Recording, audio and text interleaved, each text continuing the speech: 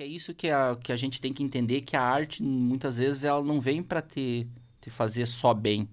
Ela vem para te gerar sensações, para te divertir, mas para te gerar sensações. E nem sempre essas sensações elas vão ser boas. E eu acho que essa sensação de frustração no final, assim, é muito que os diretores, às vezes, eles querem que você sinta, assim. Porque você ficou o filme inteiro, te segurou o filme inteiro lá, e deu o final, às vezes, que nem você falou, uma cena que... Mas é essa quebra da expectativa e essa... Tipo, não vou causar só coisas boas na pessoa. Acho que o lúdico é muito lindo nisso, porque a gente pode assistir, você pode assistir a César, o que é de César, e ter uma interpretação. Através de toda a tua carga cultural, você vai ter uma interpretação. Agora, se eu jogar quando fosse mostrar esse filme pro meu avô ou para outras pessoas, talvez pela carga cultural deles, ele teria uma sensação totalmente diferente. Ou às vezes ele pode até me surpreender, Sim. porque o cara vai esperar isso, depois o cara vai lá e diz, pô, que lindo esse filme, tal, tal, tal.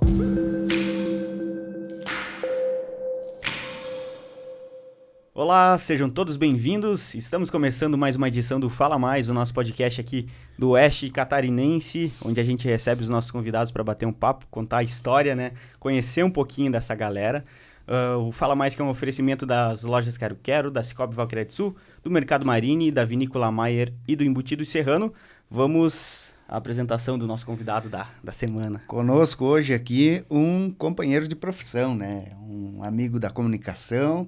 Ele é formado em jornalismo e é cineasta. Isso aí. A gente vai conversar com um cineasta que trabalha aqui no Oeste Catarinense. Vem lá de Joaçaba para falar conosco, bater um papo aqui no Fala Mais. Está conosco o Marcos Oliveira. Marcos, seja muito bem-vindo. Obrigado por atender o nosso convite e estar presente aqui. Show de bola, muito obrigado.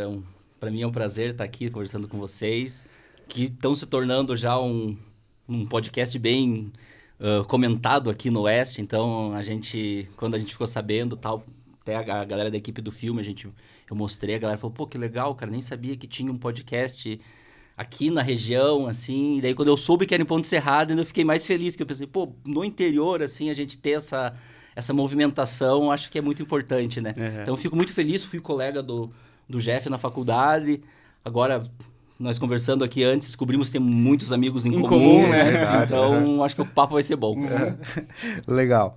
A galera da comunicação, né? E o Jonathan comentou, tu é cineasta. E antes de ligar as câmeras, né? A gente tava falando que parece, para muitas pessoas, algo tão distante, né, cara? Um negócio assim, é uma profissão que você pensa, é um negócio só lá de Hollywood, né? Das grandes produções. Então, pra gente começar essa contextualização, Marcos, conta um pouquinho sobre a tua carreira, né, profissional, como é que você chegou a esse momento da vida aí de se tornar um cineasta, né?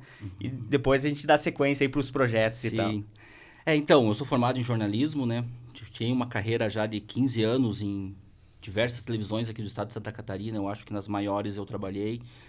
Então, aqui em Xanxerê tive a oportunidade de trabalhar, Chapecó, que agora também é uma região, a nossa região está uma região meio que desatendida pela televisão.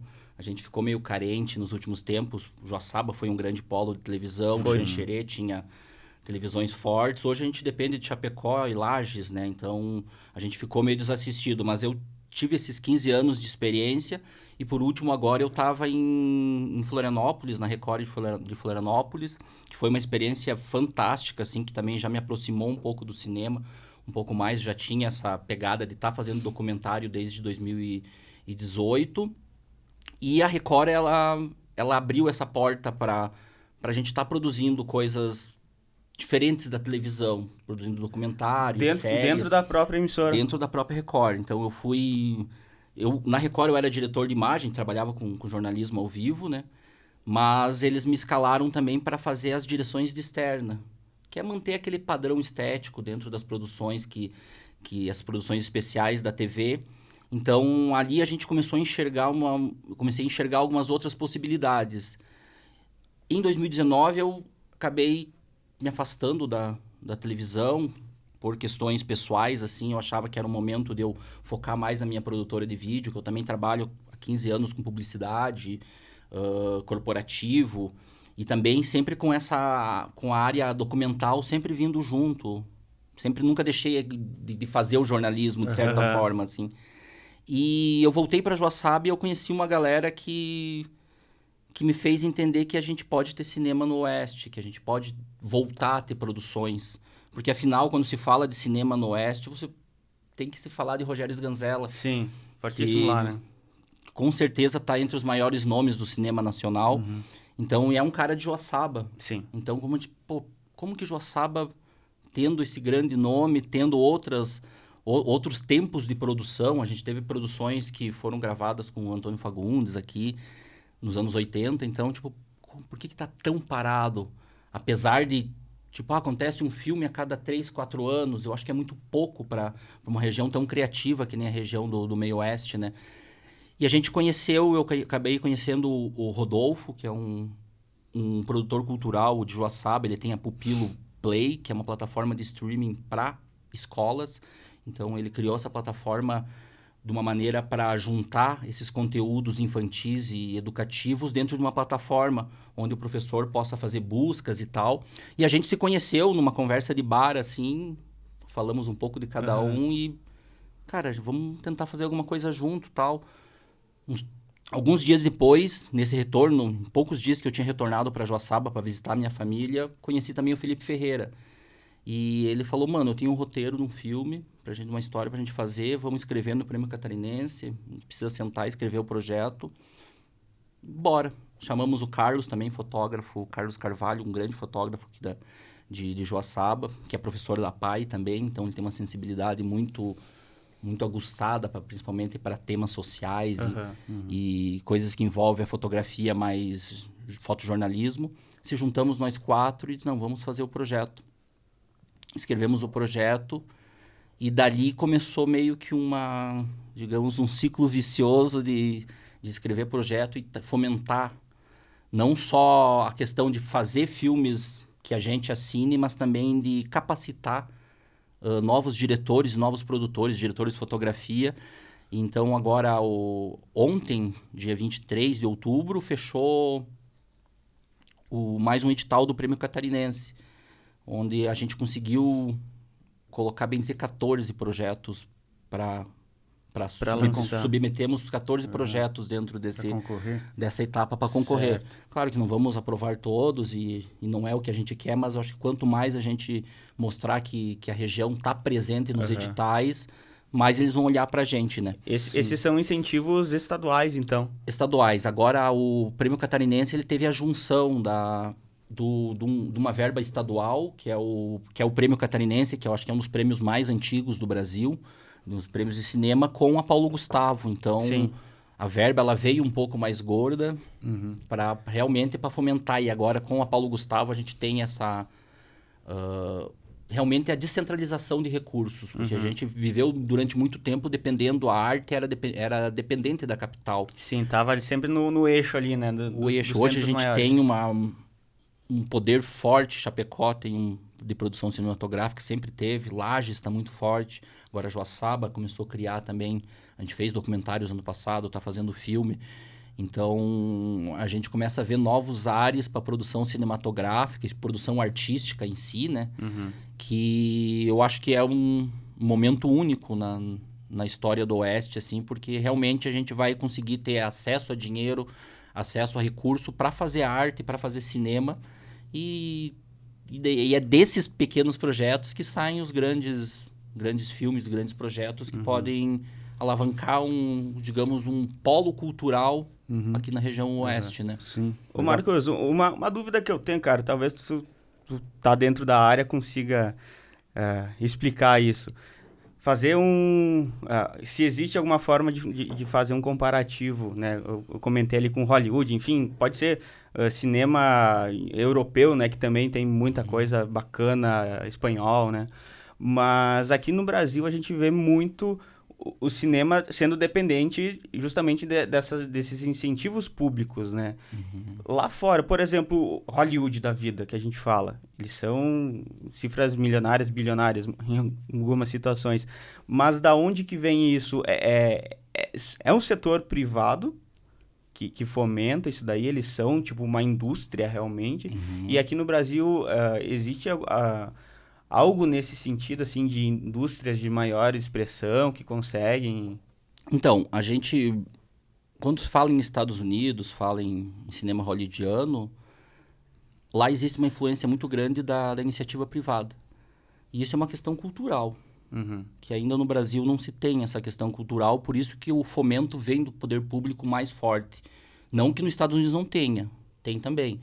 Tem um fomento público. Inclusive, acho que essa semana está rolando algumas greves lá, eles estão meio fazendo algumas coisas, porque é um setor muito forte. Eles têm um apoio público muito forte, sempre foi, porque eles enxergaram, o poder público lá enxergou o cinema e a arte como algo que... Uma ferramenta, Uma né? ferramenta de ganhar dinheiro mesmo, de comércio.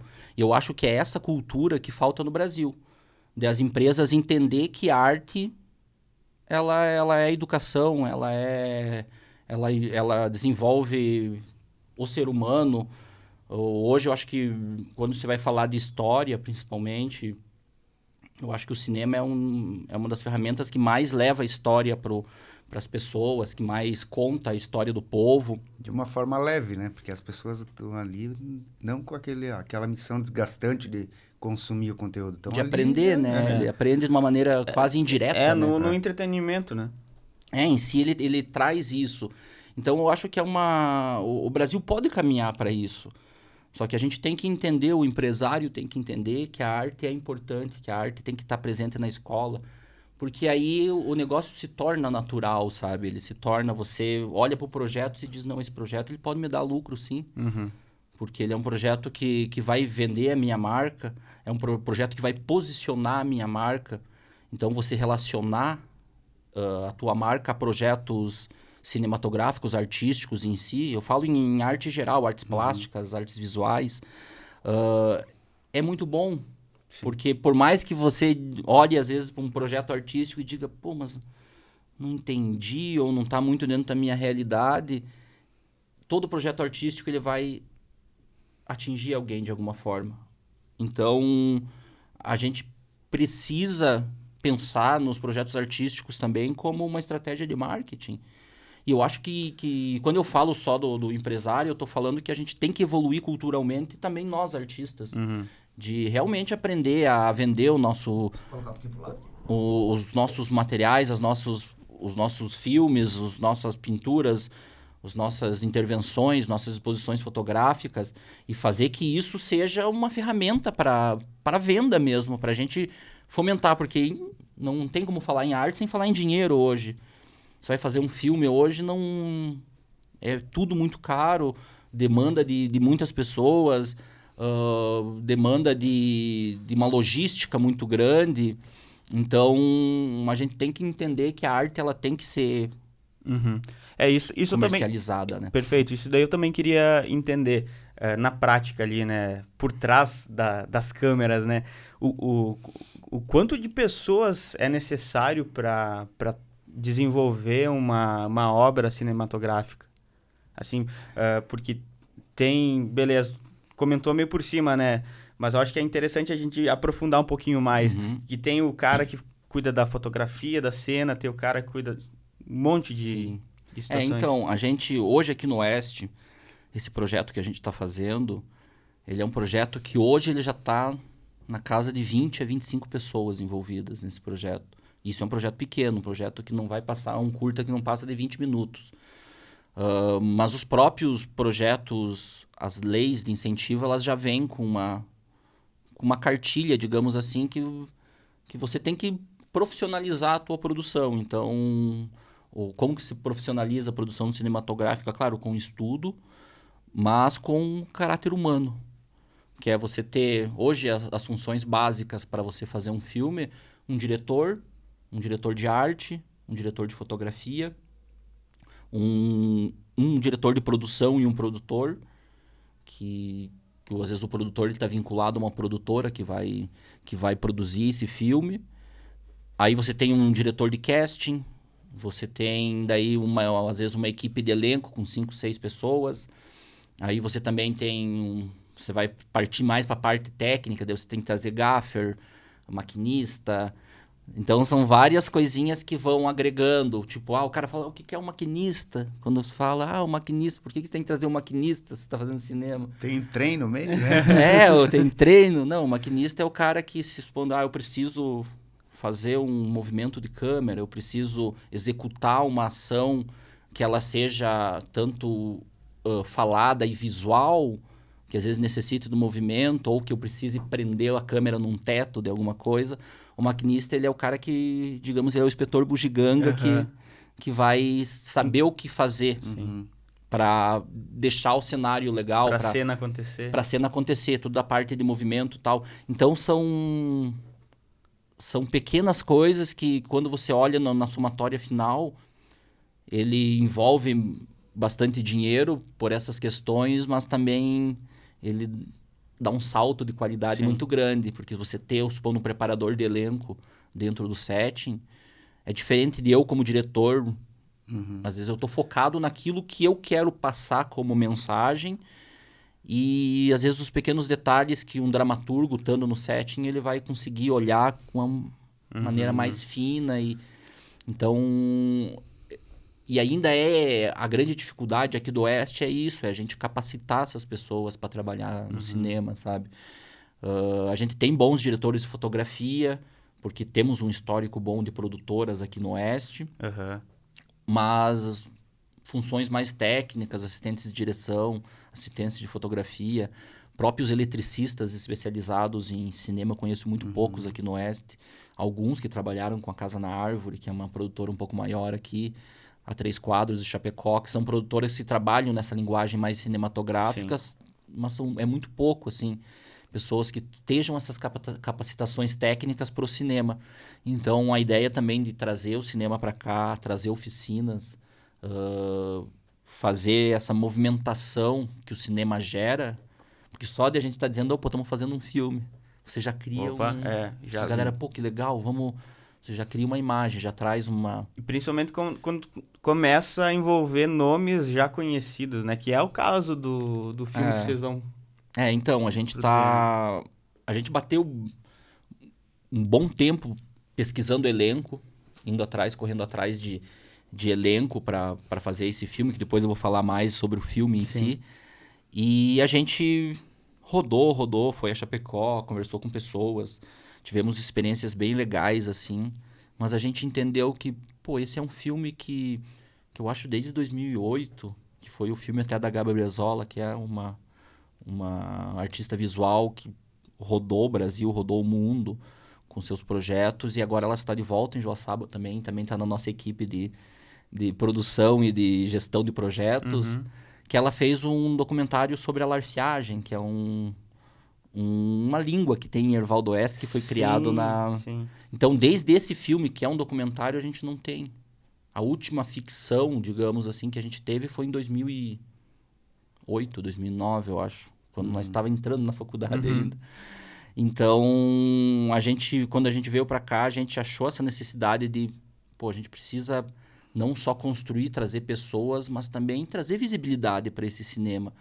Então, porque para mostrar que aqui no Oeste também acontece cinema, não é só na capital, como muita gente acha. E por isso que a gente foi atrás de artistas, digamos, já renomados no meio artístico, do audiovisual, da televisão. Conversamos com várias pessoas e chegamos no nome, que é o Marcos Oliveira, que por coincidência tem o mesmo nome que eu. Mas não foi um tomador de decisão esse fator? Não, foi meio na loucura, assim, eu estava atrás desse elenco, eu conversei com outras pessoas que trabalharam com ele, e eles falaram, eu acho que seria legal você conversar com o Marcos, tal, que tá todo mundo meio cheio de serviço, mas o Marcos tá meio... passando por algumas dificuldades e tal. Para quem não conhece o Marcos, ele é o nosso eterno beisola da grande família. Então, eu fui conversar com ele... Assim fica mais fácil, né? Identificar, né? Sim, ele tem um personagem icônico, já se tornou uma entidade do Brasil, né? Então, eu fui falar com ele, ele me recebeu, assim, pelo WhatsApp, assim, de uma maneira muito, muito querido, assim, muito... se colocou muito à disposição. Depois que ele leu o roteiro, ele se apaixonou pelo personagem. Ele falou, não, eu quero fazer esse personagem e tal. Então, eu acho que trazer o Marcos pra cá, assim, vai ser a gente dá um passo também enquanto a produção cinematográfica, principalmente quando se trata de uma equipe tão jovem. É meu primeiro filme, estou como diretor estreante do Prêmio Catarinense, mas a equipe inteira, a diretora de arte, também fez faculdade com a gente, a Letícia Oliveira, Sim. a Leticinha, a diretora de fotografia se formou agora em publicidade, a diretora de fotografia, a diretora a menina que está fazendo figurino se formou agora, tem um brechó. Então, para uma equipe tão jovem, isso é muito importante, a gente ter... Uma referência, né? Uma referência que vai facilitar a nossa vida e vai nos trazer, talvez, coisas que a gente não enxerga, nós como profissionais tão recentes no mercado, né? E que estágio que está a produção em si, para a gente entrar um pouquinho mais a fundo? Então, hoje é um mês para gravar. Para iniciar as gravações. A gente começa dia 20... Dia 20 a gente entra no setting para... Ele vai ser gravado em Erval do Oeste e Joaçaba. Tem um cenário que é a casa de uma família, vai ser em Erval do Oeste, na linha Grafunda. E a outra cena vai ser gravada ou na Vimoc ou no Ervalense. A gente ainda tá nessa... Mas hoje a gente tá um mês, no dia 20 a gente entra em setting, dia 22 e dia 23 a gente ensaia, faz os ensaios com os atores já no setting e começa a rodar no dia 24, 25, 26 e 27. São 4 dias de gravação seguida e aí a gente mata. Daí editar, vender... Daí vem outra parte mais difícil, né? Depois. Pós-produção, né? Mas hoje a gente tá um mês de fazer isso, então a gente tá vivendo bem essa adrenalina do cinema, de você gravar, de você ensaiar. Então, tá sendo muito legal. O roteiro tá fechado já? Tá finalizado? O roteiro tá finalizado. A gente fez um trabalho de roteiro bem grande, assim. O Felipe apresentou uma ideia de roteiro lá no início. Felipe Ferreira, um talento muito grande do roteiro aqui da região. Tem já selecionado em grandes festivais nacionais de roteiro e tal. Tem roteiros que já foram rodados por grandes produtoras, séries e tal. E ele apresentou esse roteiro, assim, também nessa conversa de bar que eu falei lá no início. Ele chegou com o roteiro e disse, tem um roteiro assim, assim, assado, vamos gravar. A gente aprovou, mas a gente sabia que ele precisava de alguns tratamentos. A gente sentou, foi alguns meses tratando esse roteiro, deixando ele... Trazendo principalmente uma questão de regionalização desse roteiro. Certo. Porque ele era uma história um pouco mais abrangente. E a gente, como artistas do Oeste, a gente acha que retratar a cultura daqui e trazer essas diferenças do mundo moderno. Que vivemos um mundo tecnológico, vivemos um mundo que as coisas estão mudando, os pensamentos estão mudando, a diversidade é cada vez maior. Então, a gente quis trazer um pouco desse confronto Isso vai ser tratado no filme? No filme. O filme ele conta a história de César, que é um cara de seus 70 anos, que ele mora num sítio que, digamos, é um sítio de família, ele e o irmão dele. E ele, com seus 70 anos, ele é casado com uma mulher já com 50 anos de casado e tal. E ele, no seu auge dos seus 70 anos, ele começa a se identificar como crossdresser. É um termo bem novo para a nossa geração, principalmente para a nossa região, que é um homem hétero que se veste de mulher. Certo. Que tem, digamos, um fetiche, não seria essa a palavra. Em alguns momentos do dia ele se esconde, cria um universo dele e se veste de mulher. De dia é João, de noite é Maria, né? E daí ele... O drama ele passa por essa aceitação da mulher dele, a mulher dele descobre, então tem todo esse... Ele é um drama de família mesmo, assim, da mulher dele aceitar ele. Eles já estão na vida lá com 70 anos, então já estão muito bem resolvidos, casados e tal. O irmão dele é um cara um pouco mais conservador, um pouco mais preconceituoso, então também ele tem que equilibrar isso, porque ele tem uma história de família com o irmão dele, então... É todo E é um drama muito legal, porque é uma história que surpreende, é uma história que traz elementos artísticos para ser trabalhado de uma maneira muito legal. Então a gente trabalhou esse roteiro assim e é um roteiro que vai refletir muito a cultura do interior daqui, dos agricultores, vai ter trator, vai ter vaca, vai ter...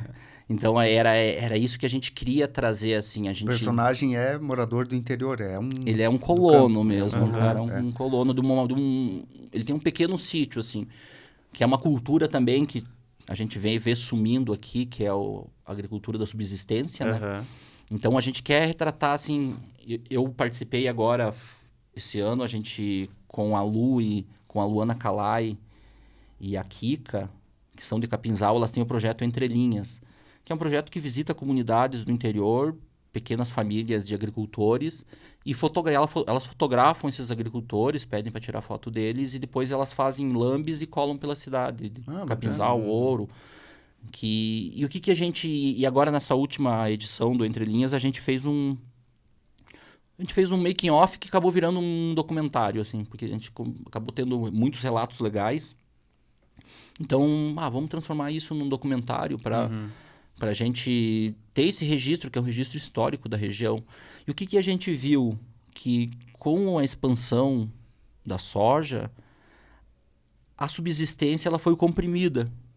Principalmente na região de Orteia, Capinzal ali, eu acho que é Ponte Serrada, não sei como que funciona as culturas aqui, eu acho que aqui já começa mais o milho, né? Mas tem bastante também. Então a soja ela deu uma... E o que a gente viu? Que o que sobrou foram sempre um casal de velhinhos lá num sítiozinho no meio Das lavouras. das lavouras de soja, Aham. que mantém aquela tradição de fazer o seu próprio queijo, de ir no mercado uma vez por mês só para comprar coisas básicas, papel higiênico e tal. Mas eles vivem daquilo ali. Então a gente quis trazer isso também no filme. E também tem nesse documentário do Entre Linhas, que a galera, se quiser, pode assistir, tá no YouTube e tal, tanto no canal da Biruta Filmes, quanto no canal do Entre Linhas. A gente retratar essa cultura e mostrar que é uma cultura que eu acho que a gente vai perder, assim, um pouco. Porque as pessoas não querem mais ficar no interior, principalmente nós jovens, não queremos, né? E quem sobrou ficou com pouca terra. Então, essa galera, a hora que sair, provavelmente os grandes latifúndios de soja vão tomar. E eu fui criado no interior, fui criado em sítio com meu avô, com a minha avó. Então, tipo, para mim é uma coisa muito afetiva, assim, olhar para esses pequenos agricultores e dizer, caramba, não vamos... Talvez vamos ter muito pouco disso aqui no Oeste, mais para frente, Parece uma sabe? coisa que está em extinção, né? Um negócio assim que chega... Vai ficar na história apenas, né? Não... E talvez, eu acho que a gente falar disso é uma forma também de fazer as pessoas pensar. Porque eu acho também, uma hora vai acabar, mas e o processo inverso? Ele vai ter que acontecer, o êxodo inverso que a gente chama, né? Porque a gente necessita da agricultura. Mas como que isso vai acontecer? Qual que é o impacto desses grandes latifúndios? A terra já não vai mais ser a mesma. Então, eu acho que são temas para a gente pensar, por isso que a gente traz esses temas. Eu venho para o Oeste para fazer cinema, mas eu sempre com esse objetivo de fazer cinema sobre as coisas que são daqui. Contextualizar, né? Porque não faz sentido eu vir aqui querer contar uma história de um cara lá de São Paulo que ninguém vai se identificar. Se eu estou sendo contemplado por uma lei que é para fomentação do cinema no interior, vamos falar do interior, vamos falar das coisas nossas, vamos trazer o nosso sotaque para cá, para dentro do cinema, vamos trazer a nossa cultura, vamos trazer o queijo daqui, vamos... Então, essa afetividade da comida é muito legal, né? Sim. Você trazer tudo num... Tu comentou ali dos personagens que vão estar no curta, né? Que vai ser o agricultor, a esposa, o irmão. Qual que é o tamanho desse elenco? Além dessas 3 pessoas, dos tratores, das vaquinhas. Então, a gente, desde o início, trabalhou sempre com um elenco um pouco mais reduzido, né? Até pelas condições que a gente tem aqui e pela estrutura que a gente tem, tanto financeira quanto de pessoas para produzir isso. A gente não tem também algo muito, muito significativo.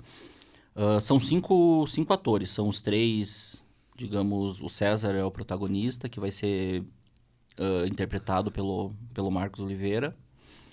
A Maria, que é a esposa do César, que ela vai ser interpretada pela Berna, que é uma atriz de Floripa também, premiadíssima, festivais de teatro do Brasil inteiro. Agora ela veio numa tomada do cinema catarinense, assim, ela participou de uns 4, 5 filmes nos últimos anos ali, então ela tá nessa pegada do cinema. A gente tem o retorno, interpretando o Augusto, que é o irmão do coisa, o retorno do Jorge Zamoner, que tem a escola de teatro Tejo, em Joaçaba, é carnavalesco da Acadêmicos do Grande Vale. Então, também o Jorge é grande amigo meu, grande amigo de todo mundo da equipe. A filha dele também está participando na parte da Fernanda Zamoneri, a nossa produtora de elenco. E o Jorge, na correria das produções culturais, assim, eu já tinha feito convite para ele no início. Ele não podia, ficou naquela, assim, a gente ficou batendo na porta dele. Jorge, está fazendo 50 anos de Tejo, pô, uma oportunidade legal. Ele fez o filme em 1987 com o Antônio Fagundes aqui e tal. Então, falei, pô, o retorno teu para as telas, né? Vamos... Então, o Jorge, ele aceitou o convite, então ele também está no elenco. Então, para nós é muito marcante ter um cara que é uma referência em Joaçaba, tanto no teatro, quanto no carnaval, quanto na cultura. Tá participando do nosso filme. E daí tem mais 2 personagens que são... são 2 trabalhadores. Que são 2 trabalhadores, 2 vizinhos de chácara que ajudam eles nas tarefas do dia a dia. Que um deles vai ser o Conrado, lá de Maximiliano, um ator também fantástico. E o outro a gente tá fechando essa semana, é o único que falta do elenco a gente fechar, definir. Mas eu acho que até sexta-feira a gente já tem alguns nomes para definir. Então seria esses 5, assim. E claro, depois tem uma figuração grande, porque a gente vai fazer um baile de interior nesse filme. Então a gente tem mais 60 figurantes ali que vão participar dessa brincadeira. A banda, né? Banda, tudo. E o que é mais legal também, que a gente tá tendo um envolvimento tanto na parte de produção musical do filme. A gente tem o André Luiz, que é um músico já de anos aqui de Joaçaba. Ele, eu acho, deve ter minha idade, mas já o maestro, o cara tocou em orquestras e tal. Um ponto interessante, a trilha sonora pro filme, as músicas não, as trilhas no caso do filme, né? Também autorais. São todas autorais, são todas específicas pro filme. Então, o André, ele tá fazendo um trabalho muito grande, muito legal de pesquisa de materiais, assim.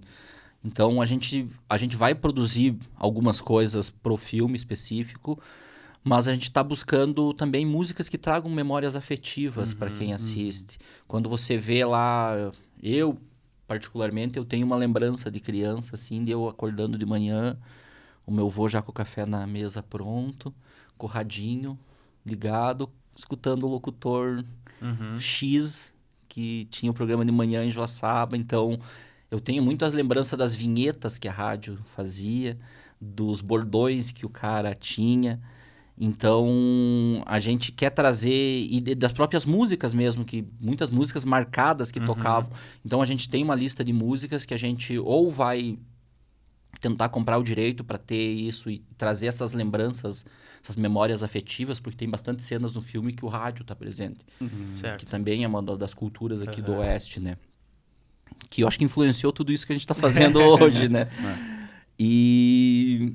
Então, a gente quer trazer essas memórias afetivas, mas a gente também tem principalmente da parte de ambientação, para dar ritmo pro filme, clima, gerar climas. O André é um baita de um compositor para esse tipo de coisa, faz músicas para teatro infantil.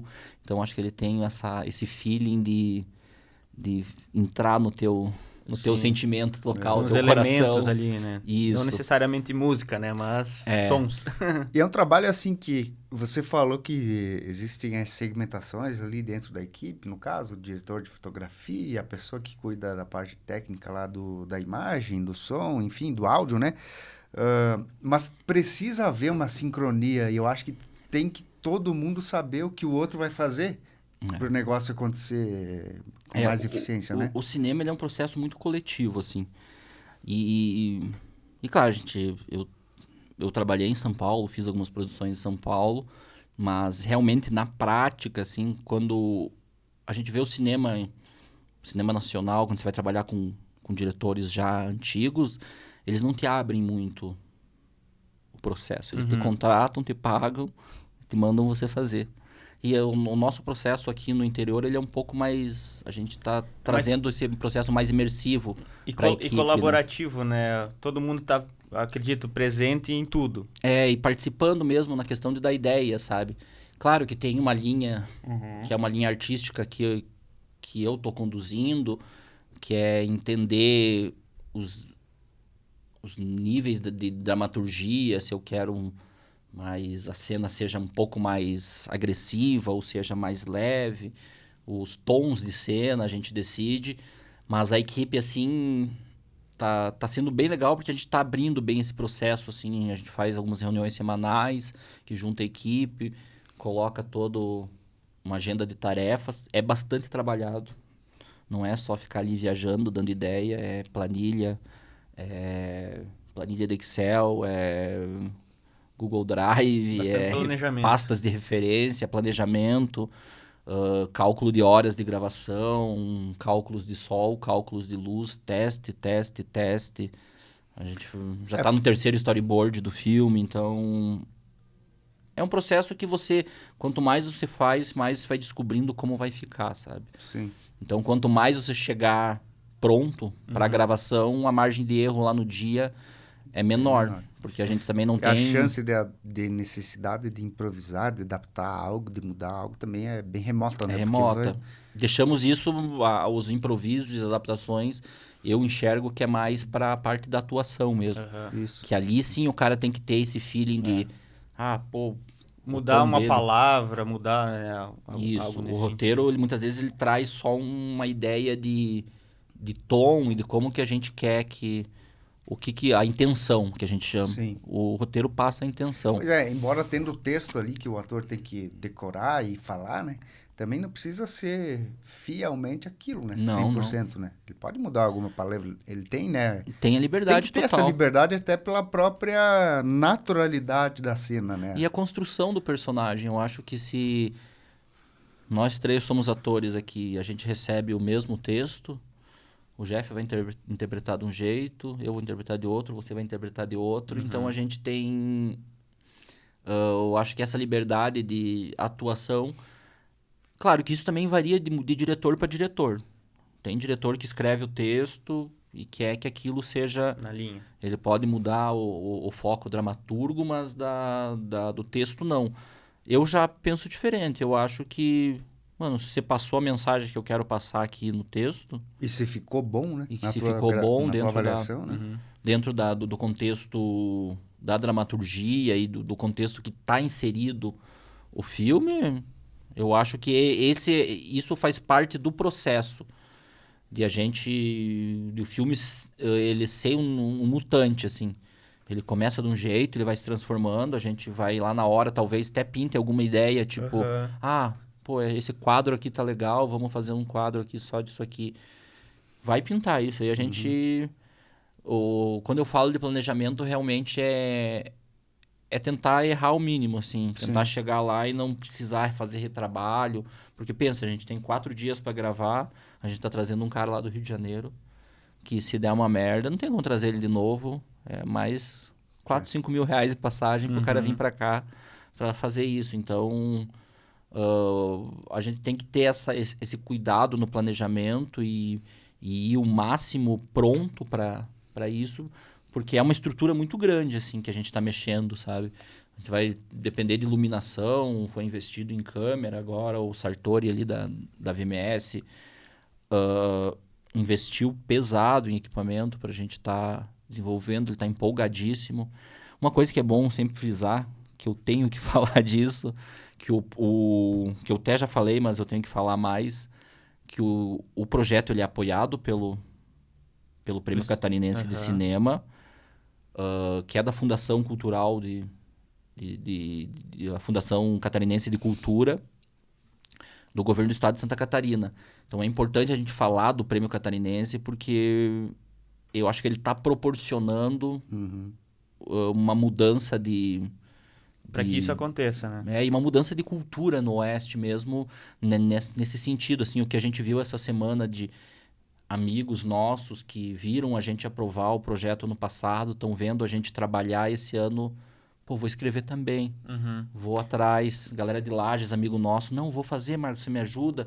Ligaram pro Rude, o Rude deu auxílio, então a Pupilo, que é essa empresa do Rude, ela é cara, quem quiser que tenha projeto, leva para ele, troca uma ideia com ele, chama ele no Instagram, chama ele no WhatsApp, conversa com ele, porque realmente a gente quer que as pessoas façam. Porque quanto mais tiver, melhor vai ficar as produções, porque as pessoas daqui vão se capacitando. E a gente vai construindo coisas lindas, que é poder trazer pessoas de fora, grandes atores, que era o que a gente falava, que a gente acreditava que era só no Rio de Janeiro, Sim. só lá em São Paulo, ou só lá em Hollywood. E não, aqui a gente pode fazer também. Exato. Ô Marcos, o cenário, por exemplo, para a gravação do filme em si, você falou que são 2, 3 cenários, né? Esses cenários serão construídos, serão adaptados, locados, são residências? Então, Como é que se pensou nisso? a gente fez uma... A gente teve um período ali de, bem dizer, um mês e pouco, que a gente... vamos pegar o carro e vamos dar um rolê pelo esse interiorzão aí, vamos conhecer. Porque, apesar de que eu falei, eu me criei em sítios da minha avó, tal, do meu avô, ia na casa de parentes.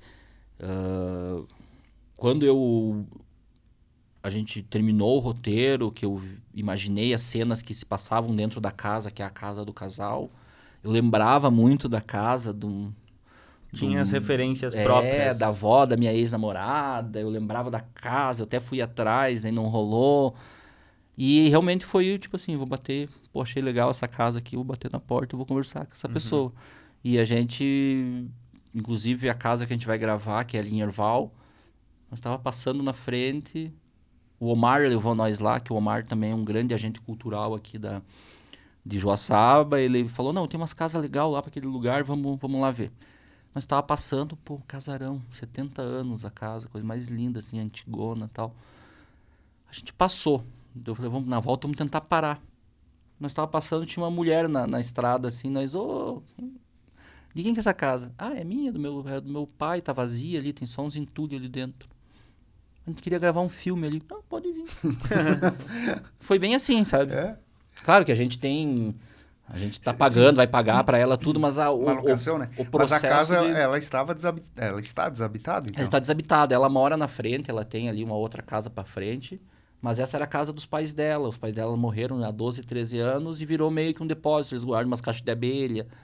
Então, se tornou fácil para nós, assim. Claro que a gente vai ter um trabalho de montagem de cenário, que é trazer os elementos, construir esse ambiente, digamos, que é um ambiente de um casal, né? De um casal de idosos ali, construir esse... Transformar realmente numa residência Mas a casa habitada, linda, né? A casa é linda, linda, linda, linda, linda, linda, assim. E é uma casa que a gente até trocou uma ideia, isso aí devia ser tombado, porque é um lugar fantástico, um sótão. Lindo, lindo. Um lugar fantástico mesmo. Então a gente fez essa pesquisa, acabou fechando com a Dona Isabel ali para ter essa locação. Aí, e a gente procurava também um sítio que tivesse vida. A gente foi até em alguns sítios, estavam vazios, que não tinham. Então a gente já ia ter que também pensar, vamos levar bicho para lá. E quando a gente trabalha com bicho, deslocamento de bicho, já entra uma outra legislação dentro do cinema, que é bem mais complicada, que era uma área que a gente não queria mexer. Porque a gente sabe que é mais complicado, vamos trazer porco, vamos trazer... Não faria sentido, assim. E lá é muito legal porque ele é um lugar vivo. Um lugar que as galinhas estão correndo, tem as criação. A gente tem um riacho, que tem uma cena que vai se passar num riacho. Então, a gente desce da casa, tem um riacho ali, consegue fazer a cena ali. O lugar deu toda a estrutura que a gente precisava. Então, a gente precisou ir atrás de um salão de baile para fazer essa cena do baile, assim. Mas foi bem tranquilo, assim. A gente rodou bastante, Mas foi um processo, assim, que quando ele foi muito fácil, foi muito gostoso. A gente viu, disse, não, pô, aqui é legal. E foi bem, tá sendo bem massa, assim, porque também as famílias vê, pô, família do interior. Daí, pô, vão gravar um filme aqui. Daí, esses dias ela já me ligou lá, ela falou, e daí quando que vocês vão lançar isso daí? Deu calma, Isabel, nem gravamos ainda. Essa cena do baile aí, o César vai estar de mulher ou homem? Aí é uma expectativa. Aí vamos deixar para as pessoas assistirem. E o filme, ele se passa nos dias atuais, se passa em décadas passadas? Não, nos dias atuais. Isso que é muito legal, porque toda a história ela tem uma influência muito grande da tecnologia também. Então mostra esse conflito, porque quando se fala de interior, a galera pensa, o cara mora lá isolado. E hoje em dia não é mais assim. Sim. As pessoas têm internet no interior, as pessoas usam smartphone, usam um Face App, usam um filtro do Instagram. Então a gente quer trazer esse mundo lúdico da tecnologia também para um senhorzinho, para uma mulher que está descobrindo coisas no seu marido. E então você traz esse mundo lúdico da tecnologia. A gente pensou muito nisso. Ela fazendo pesquisa no Google, o que está acontecendo? Essa é a trama mesmo dele. Você falou ali do César, o nome dele, né? E o filme leva o nome do protagonista. Então, a história do filme, do nome do filme é muito legal também, porque foi... Mas pode beber teu café, tá? Foi uma das coisas que a gente demorou para escolher, assim, porque quando a gente escreveu o projeto tinha outro nome, né? Mas com as adaptações de roteiro, a gente achava que a gente tinha que trazer um nome um pouco mais forte. E o nome saiu numa brincadeira, que o nome é A César, o que é de César. Nem se ele recebesse aquilo que é dele, né?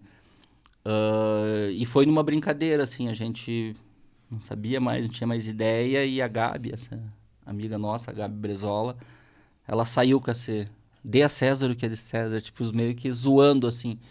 E daí já ali a gente se reuniu, fez um texto argumentativo para embasar isso. Mas já era César o nome do... O personagem já era César, ela brincou porque a gente tava o dia inteiro falando César.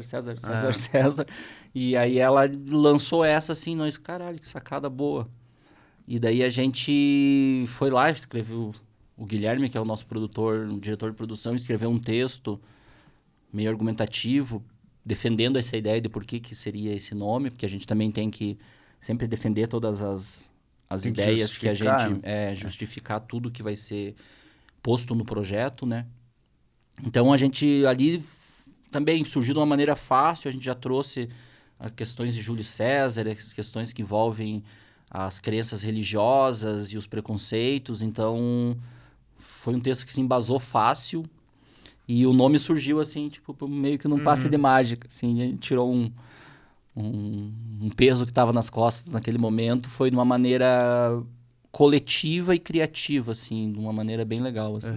E é um curta, né? É um curta-metragem. Vai ter em torno de 20 minutos? 20 a 25 minutos, assim, a gente espera. E ele é um curta com início, meio e fim, tipo, aquela é uma obra única, ele não é pensando numa continuação. Não. Porque existem situações que a gente vê, né, alguns exemplos de curtas que se tornam longas-metragens, né?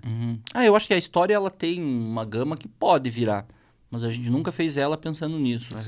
Até essa semana a gente está escrevendo a gente escreveu outro projeto, que é um projeto infantil, que era uma peça de teatro, e a galera quer fazer série, quer fazer curta, e eu conversei com eles, meio que uma consultoria de roteiro com esses meus amigos, e eles estavam com essa preocupação, mas como que a gente vai terminar essa história se a gente quer contar depois e não sei o quê. E daí eu meio que falei para eles assim que quando a gente escreve um roteiro, quando a gente pensa numa história é uma coisa, mas quando você pensa num filme ou num longa ou num curta, a gente tem que pensar, principalmente em curta-metragens, a gente tem que pensar naquilo como um produto individual. Mesmo que essa história possa se desmembrar, porque se você deixar isso muito aberto, ele não funciona como história. Principalmente quando é um curta-metragem. Um curta-metragem a Não gente tem sempre... tempo, né, pra não você tem desenvolver tempo. tanto personagem. A gente sempre fala que o curta-metragem ele tem que ser um tiro de flecha. Ele tem que ser rápido e certeiro. Porque não dá tempo de você pensar. Quando você tá pensando, terminando de raciocinar uma ação, já vai ter outra. E daí ali depois já tem que resolver e já tem que dar um desfecho para aquilo. Mesmo que às vezes seja um desfecho que choque, mas você tem que dar um desfecho e fazer a pessoa finalizar. Tipo, acabou, gostei, não gostei. Pode não gostar, tá, gente? E eu acho que deve também. Cara, esse é um... Eu não diria uma crítica, mas do cinema nacional, quando eu assisto. Eu adoro assistir filme brasileiro, cinema nacional. Mas muitos filmes... E isso acontece também em filmes estrangeiros, óbvio. Mas eu percebo assim... Cara, a trama tá acontecendo tão legal ali e parece que os últimos instantes, os últimos minutos, faltou tempo pra, sei lá, pra terminar a história e a história acaba meio corrida, sabe? Não sei se tu já... É o que acontece nas novelas, né? Por exemplo, tudo na novela vai acontecer no último, penúltimo capítulo, né? É que eu acho que também essa parada da interpretação dos filmes, principalmente o cinema nacional, eu acho que está muito relacionado com o que a gente falou lá no início, que é a questão da cultura. A nossa cultura, a gente foi criado a vida inteira assistindo filmes hollywoodianos. Que tem e daí a gente formatinho, espera... Né? A gente já cria o final na nossa cabeça e a gente espera que o final seja aquele. E os filmes hollywoodianos, muitas vezes, é isso. Você já sabe mais ou menos o final, sabe que talvez vai ter uma surpresinha ou outra. Por isso as que eu amo... As próprias tomadas de câmera, assim, nos finais... Você já sabe que... Cara, é impressionante. Parece que aquilo lá é uma regra que tem que ter no filme. A câmera subindo assim e mostrando... É o arroz com feijão, né? Mostrando... É o que dá certo. Como é que chama? Um ângulo periférico. Né? Isso. Então, eu acho que é uma questão cultural da gente... Porque a gente acostumou com isso. E eu vejo a riqueza do cinema latino-americano, principalmente. Ele tem essa riqueza das histórias serem mais complexas, os dramas serem mais dramas. Porque a gente vive em países periféricos. Sim. Você pega o cinema argentino, um cinema maravilhoso, que fala de arte, que fala de poesia, mas que fala de pobreza, que fala de miséria, que fala de superação. Como o cinema brasileiro, como o cinema mexicano. Então, só que como o Brasil principalmente é um país que tem essa cultura de querer americanizar tudo, muitas vezes a gente acaba esperando, e eu vejo as críticas, e eu acho que tá tudo certo também, quando a galera pega e me fala, eu odeio o cinema brasileiro por causa disso, disso e disso. Não, tudo certo. Você pode odiar, você pode fazer o que você quiser. Agora você não pode falar coisas que você não sabe. O que eu mais gosto é justamente na riqueza do que o cinema constrói, principalmente em diálogos, né? É lindo, é lindo. Muito... Essa semana mesmo eu assisti um filme do Palhaço. Lindo. Do Selton Mello. E que você vai... Né, é rico em detalhes de falas e né, o que eles vão construindo. Só que o que eu comentei ali é justamente... Também adoro a quebra das expectativas, né? Que acontece muito no cinema nacional. Só que parece que os últimos instantes de alguns filmes que eles estão indo super bem. E eu trago até um exemplo de um filme internacional, de hollywoodiano, que é um dos meus filmes prediletos, mas que o final, pra mim, é terrível, que é o Interestelar, que eu já assisti umas 6, 7 vezes. Muito bom, né? Que é muito nesse exemplo. Então, o filme, ele vai, a trama acontecendo, mas os últimos instantes parece que não encaixa. Eu acho que também, que nem eu falei, essa questão da cultura, eu acho que a gente acaba criando alguns mitos na nossa cabeça, nesse sentido, assim, que as histórias têm que se resolver também. E eu acho que o desfecho da história, ela é assim, o gostar ou não gostar, é muito relativo, né? Porque as pessoas, elas constroem, elas vão lá na frente, vendo a obra ali, elas já estão lá na frente imaginando o final, né? E elas acabam, muitas vezes, se frustrando, porque não era o final que ela esperava. Então, a obra pode ser maravilhosa, mas o final não foi ao meu contento, então, não... Esses tempos eu assisti um filme com um amigo meu, que é um filme coreano, que se chama, se eu não me engano, posso estar falando besteira, é O Caçador, eu acho. Que ele conta a história de uma perseguição. Tem uma prostituta, aí tem um cafetão e tem um psicopata que mata prostitutas. Então ele é meio que uma perseguição do psicopata atrás da prostituta e o cafetão atrás do psicopata, e tentando defender a prostituta. E a história dá milhões de voltas. Aquelas loucuras coreanas, que o cara surra todo mundo, briga, assim. O filme é maravilhoso, assim. Eu adoro. E... Nossa, meu amigo tava super empolgado assistindo comigo, Chegou no final, ele ficou muito indignado. Ele falou, nossa, que filme ruim, não sei o quê. Porque olha o jeito que acabou. Não sei o quê. Daí eu falei, tá, mas o que você tá sentindo? Ah, tô sentindo ódio, tô sentindo raiva. Cara... Então cumpriu o papel, né? Ele cumpriu o papel dele, cara. Ele te fez sentir alguma coisa, ele te fez ficar com raiva. Você tá com raiva por causa que no final o cara que você queria que se fudesse se deu bem. E daí você tá dizendo que o filme é ruim, mas ele queria te causar isso. E eu acho que é isso que a gente tem que entender, que a arte, muitas vezes, ela não vem pra te fazer só bem. Ela vem pra te gerar sensações, pra te divertir, mas pra te gerar sensações. E nem sempre essas sensações elas vão ser boas. E eu acho que essa sensação de frustração no final, assim, é muito que os diretores, às vezes, eles querem que você sinta, assim. Porque você ficou o filme inteiro, te segurou o filme inteiro lá, e deu o final, às vezes, que nem você falou, uma cena que... Mas é essa quebra da expectativa e essa... Tipo, não vou causar só coisas boas na pessoa, Exato. vou causar... E mexe muito com o inusitado também, né? Porque a pessoa criou uma expectativa, acha que aquilo vai acontecer, e o filme, pá, Ele te dá vem uma... de outra forma. Então, acho que aí também estão as sacadas, né? E eu acho que o lúdico é muito lindo nisso, porque a gente pode assistir, você pode assistir a César, o que é de César, e ter uma interpretação. Através de toda a tua carga cultural, você vai ter uma interpretação.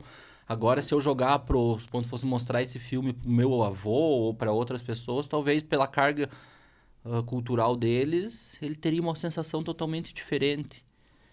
Ou às vezes ele pode até me surpreender, Sim. porque eu vou, não, o cara vai esperar isso, depois o cara vai lá e diz, pô, que lindo esse filme, tal, tal, tal. Então acho que a quebra da expectativa e o que o diretor causa, o que o filme causa, não só o diretor, claro, o filme causa nas pessoas, ele tá muito atrelado à expectativa, ao lúdico de cada um e, claro, aos elementos que o diretor usa para... Quando outras discussões que eu tive conversas que eu tive com amigos meus, que era a questão, aquele filme lá me deu ânsia de vômito, porque olha, o cara botou lá um monte de elemento que ele sabia que ia mexer com o imaginário das pessoas, vai gerar náusea. Então, ele conseguiu atingir o objetivo dele. E eu acho que quando eu falo de cultura, é isso mesmo, tipo, a gente entender que talvez tá faltando a gente assistir mais filme brasileiro mesmo, tá faltando a gente... E não só brasileiro. O cinema argentino é lindo, o cinema francês é lindo, o cinema chileno é lindo. A gente teve na Argentina agora no MIC, que é um dos maiores eventos da América Latina de arte, cultura, circo. E eu troquei ideia com diretores bolivianos, fazendo documentários. Assim, fantástico. Te abre a cabeça de uma maneira assim que você diz, pô, a gente vive numa bolha.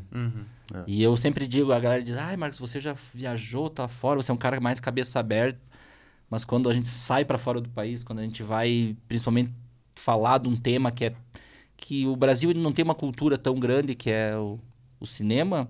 Vê que vive numa bolha, né? Então quando a gente sai, a gente começa a conversar com diretores, com produtores de outros países, coprodutores, a gente vê que a gente vive numa bolha. Mesmo a gente ter viajado para um monte de lugar, ter trabalhado com um monte de gente, e eu acho que é meio que uma defesa do ser humano, a gente cria as nossas bolhas. Tanto de amigos... A zona de conforto, né? De amigos, de trabalho, enfim. E eu acho que zona de conforto tem muito a ver com isso que o cinema regional viveu e está vivendo, assim. A gente chegou num ponto, quando a gente se encontrou de novo aqui, porque é muito legal essa história do Rude, do Rodolfo ali, eu, a Gabi, que somos os 3 joaçabenses, a Gabi é Lerval, E saímos muito cedo daqui. Tipo, eu com 24, a Gabi antes ainda. O Rudy também com 17, saiu, foi pra Curitiba. Todos trabalharam com cinema, de maneiras indiretas. Eu mais na parte documental e tal. E a gente acabou voltando pra Joaçaba pra criar isso. E se encontrou depois, assim, a gente já se conhecia pouco, assim. E nesse último ano a gente se conectou. E isso tá gerando bons frutos, assim.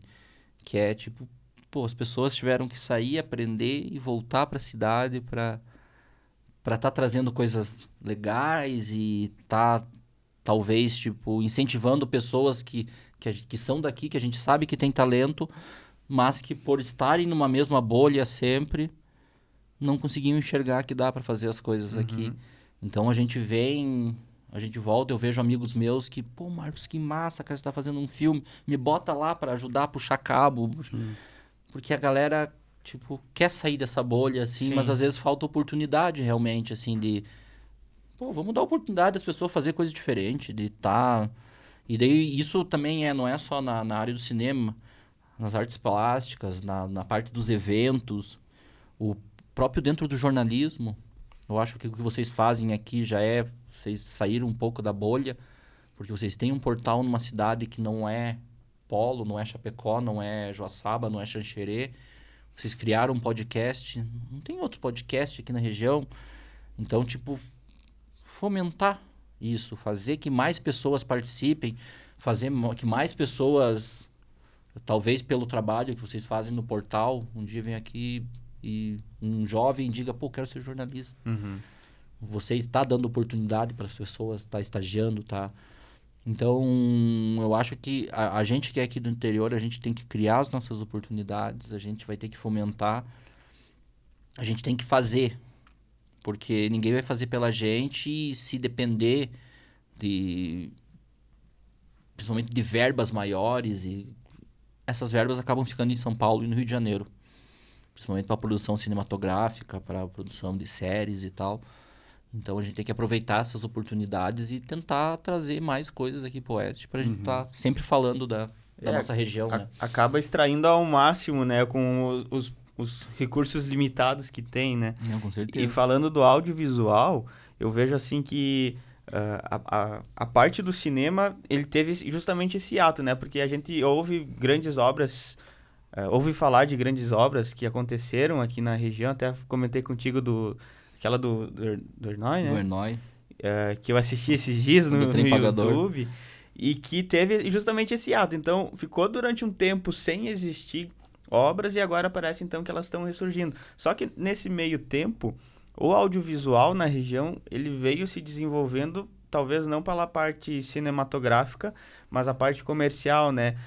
E que é muito legal também. Sim. Você vê grandes produções publicitárias acontecendo na nossa região, que anos atrás você só via partindo de grandes produtoras dos centros Rio, São Paulo. Né? E a gente teve... Claro, eu me criei... A minha carreira foi construída nas produtoras aqui de Joaçaba, com o professor Arnaldo, eu trabalho até hoje com a Filmar, Proeza, a própria VMS... com o Juninho, meu Deus, com todas as produtoras de Joaçaba eu já passei, Telões e Cia. E o que eu enxergo, assim, que teve um momento de evolução tecnológica e principalmente que os equipamentos baratearam pra gente. Tipo, essa câmera aqui, aquela câmera ali, isso há 10 anos atrás, quando a gente entrou na faculdade, não era algo acessível, era sabe? inacessível. Era inacessível, você precisava de uma câmera de TV para estar fazendo um programa que nós estamos fazendo aqui. Já necessitava de uma estrutura muito maior, tal, precisava de um diretor, precisava de não sei o quê. Porque se vem dessa cultura, a cultura da TV era muito forte aqui. E quando se facilitou o acesso às câmeras fotográficas, às mirrorless depois e tal. E ao conhecimento também, né, cara? E ao conhecimento, eu vejo que esse período ele foi muito importante para estudo, assim, para formação de novos profissionais. Por mais que a gente não tenha produzido nada, digamos, diretamente no cinema, mas que nem você falou, a gente estava com grandes produções publicitárias, com séries, com coisa, a universidade sempre fomentando. Então, esses períodos eu vejo que é tipo um período de aprendizado. Nesse período eu me formei como diretor de fotografia, como diretor de produções comerciais. Isso me deu know-how para chegar aqui e dizer hoje, pô, tô dirigindo o meu filme, tô montando a minha equipe para fazer. As pessoas que estão envolvidas nesse filme também. A Leti, que é diretora de arte, pô, rodou, ela é uma fotógrafa fantástica, trabalha com publicidade há anos. A Cami, que é nossa do figurino, se formou em publicidade nesse tempo, tem o seu brechó, e ela nunca imaginava que um dia faria um filme, que sempre também foi o sonho dela.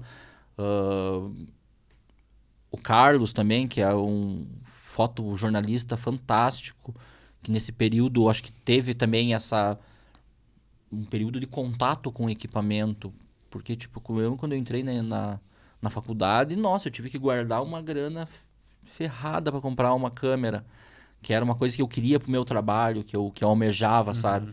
Então era uma batalha, assim, lá, 3, 4 mil reais na época, 10, 15 anos atrás.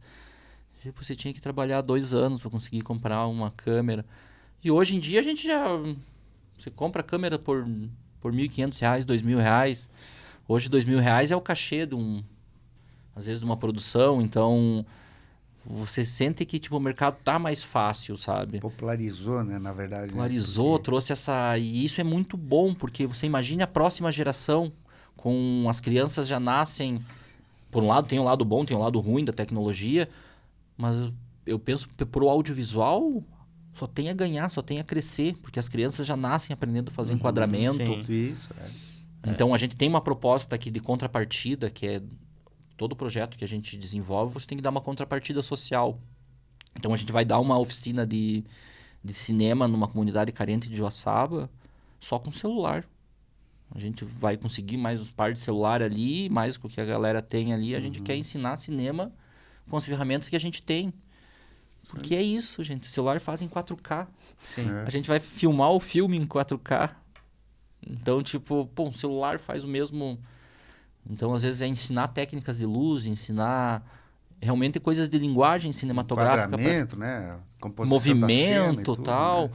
Ensinar a escrever um roteiro. A gente pode fazer um roteiro aqui agora, no podcast aqui, e gravar aqui. Um filme inteiro aqui. Por que isso não se faz? Porque não se tem cultura, porque não se ensina. E, então, eu acho que essa geração tecnológica... Por isso que o nosso trabalho, a gente quer produzir para mostrar que dá, mas a gente está muito mais focado em tentar formar. Formar profissionais, porque eu fico imaginando daqui 5, 6 anos, que lindo que vai ser, tipo, quem são as crianças agora que já tiveram esse acesso cedo ao celular, a câmeras do celular, que era coisa que a gente não tinha. Quando nós ia para a faculdade, a gente tinha que ir lá com o Paulinho lá e pedir pro Paulinho, eu vou precisar da câmera tal dia para gravar alguma coisa. Porque não tinha. Não existia essa facilidade, né? De você ter um equipamento tão acessível como é o celular hoje, né? Agora vai na turma de publicidade que tá ali hoje e pergunta para eles quem tem uma câmera. Pelo menos uns 30%, 40% vão ter uma câmera, tipo essa. Quem tem celular ali é 100%. Então todo mundo tem uma câmera. Sim. Então, mano, se você tem uma câmera, já consegue fazer um comercial aqui. Hoje em dia, a galera faz com o iPhone e coisa arada ali. Eu tenho amigos meus lá em Floripa que trabalham só com publicidade para restaurante, só com celular. Iluminação e celular. Técnicas simples, básicas. Então... que hoje tem... A tecnologia, ela veio crescendo muito, né? A qualidade dos materiais que são produzidos. Hoje, um smartphone... E os próprios editores, né? Imagina, na nossa época de colégio, de faculdade, para você editar um vídeo, você tinha que ter o software primeiro. Ou você baixava lá, tentava craquear, ou comprava. Aí depois, para aprender aquela parafernália de coisa e tal, você tinha que aprender de arquivo, não sei o que, tudo. Hoje você gravou no celular, já edita ali, ele já exporta, tudo mesmo, né? Intuitivo. Cria ali o projeto, o tamanho da tua imagem e tal. Ele não tem esse trabalho. Claro que eu acho que quando você se profissionaliza, você necessita aprender mais técnicas. Mas é muito fácil. Muito. E, cara, falando desse assunto, eu acho que até para mostrar uma diferenciação e pra gente entender também. Beleza, no caso do curta-metragem, né? Eu poderia filmar um curta-metragem com o meu celular. O que isso... Quais são as características para dizer que ele é um filme curta-metragem do cinema nacional? O que preciso ter? Eu preciso ter cadastrado em alguma coisa? Não. O que se... Não precisa nada. Precisa filmar ele, editar e ter a capacidade de vender ele, que eu acho que hoje é o mais difícil, assim, e o que dá mais trabalho a longo prazo é a distribuição, que a gente chama, né? Que é o processo de... você fazer as pessoas ver esse filme, né? Que você pode ir atrás de streaming, pode... Tem N festivais de cinema. Fazer ele se vender, né? Fazer ele se vender. Rentável, né? Daí, as ferramentas hoje são os festivais, né? Eu acho que os festivais internacionais, assim, são ferramentas boas porque elas, além de te darem dinheiro se você ganhar os festivais, tem festivais que pagam muito bem, às vezes você vai viajar, vai para Paris, vai para... Então, claro que isso são coisas já que se pensa para frente, Sim. né? Mas como você falou, por que gravar com o celular? É questão de realmente a qualidade do sensor, assim. Mas a gente consegue iluminar. Se eu tiver a iluminação adequada, eu consigo iluminar e deixar muito parecido com o seu celular, talvez dê um pouco mais de trabalho para iluminar no celular. Mas não tem muito...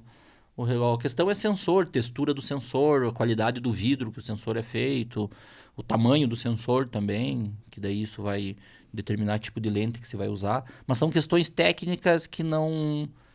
que são referentes à fotografia, mas que não são regras que você tem que seguir. Pro resultado final da pessoa que tá lá como espectadora, né? Tem um cara aqui, o Peter, que é aqui esqueci o nome da cidade que ele mora. Ele é um dos grandes nomes do cinema trash nacional. E ele já fez filme com R$200. E você abre na internet, digita ali, Peter Bernstoffer, acho que é. Desculpe se estiver errado, gente, o nome.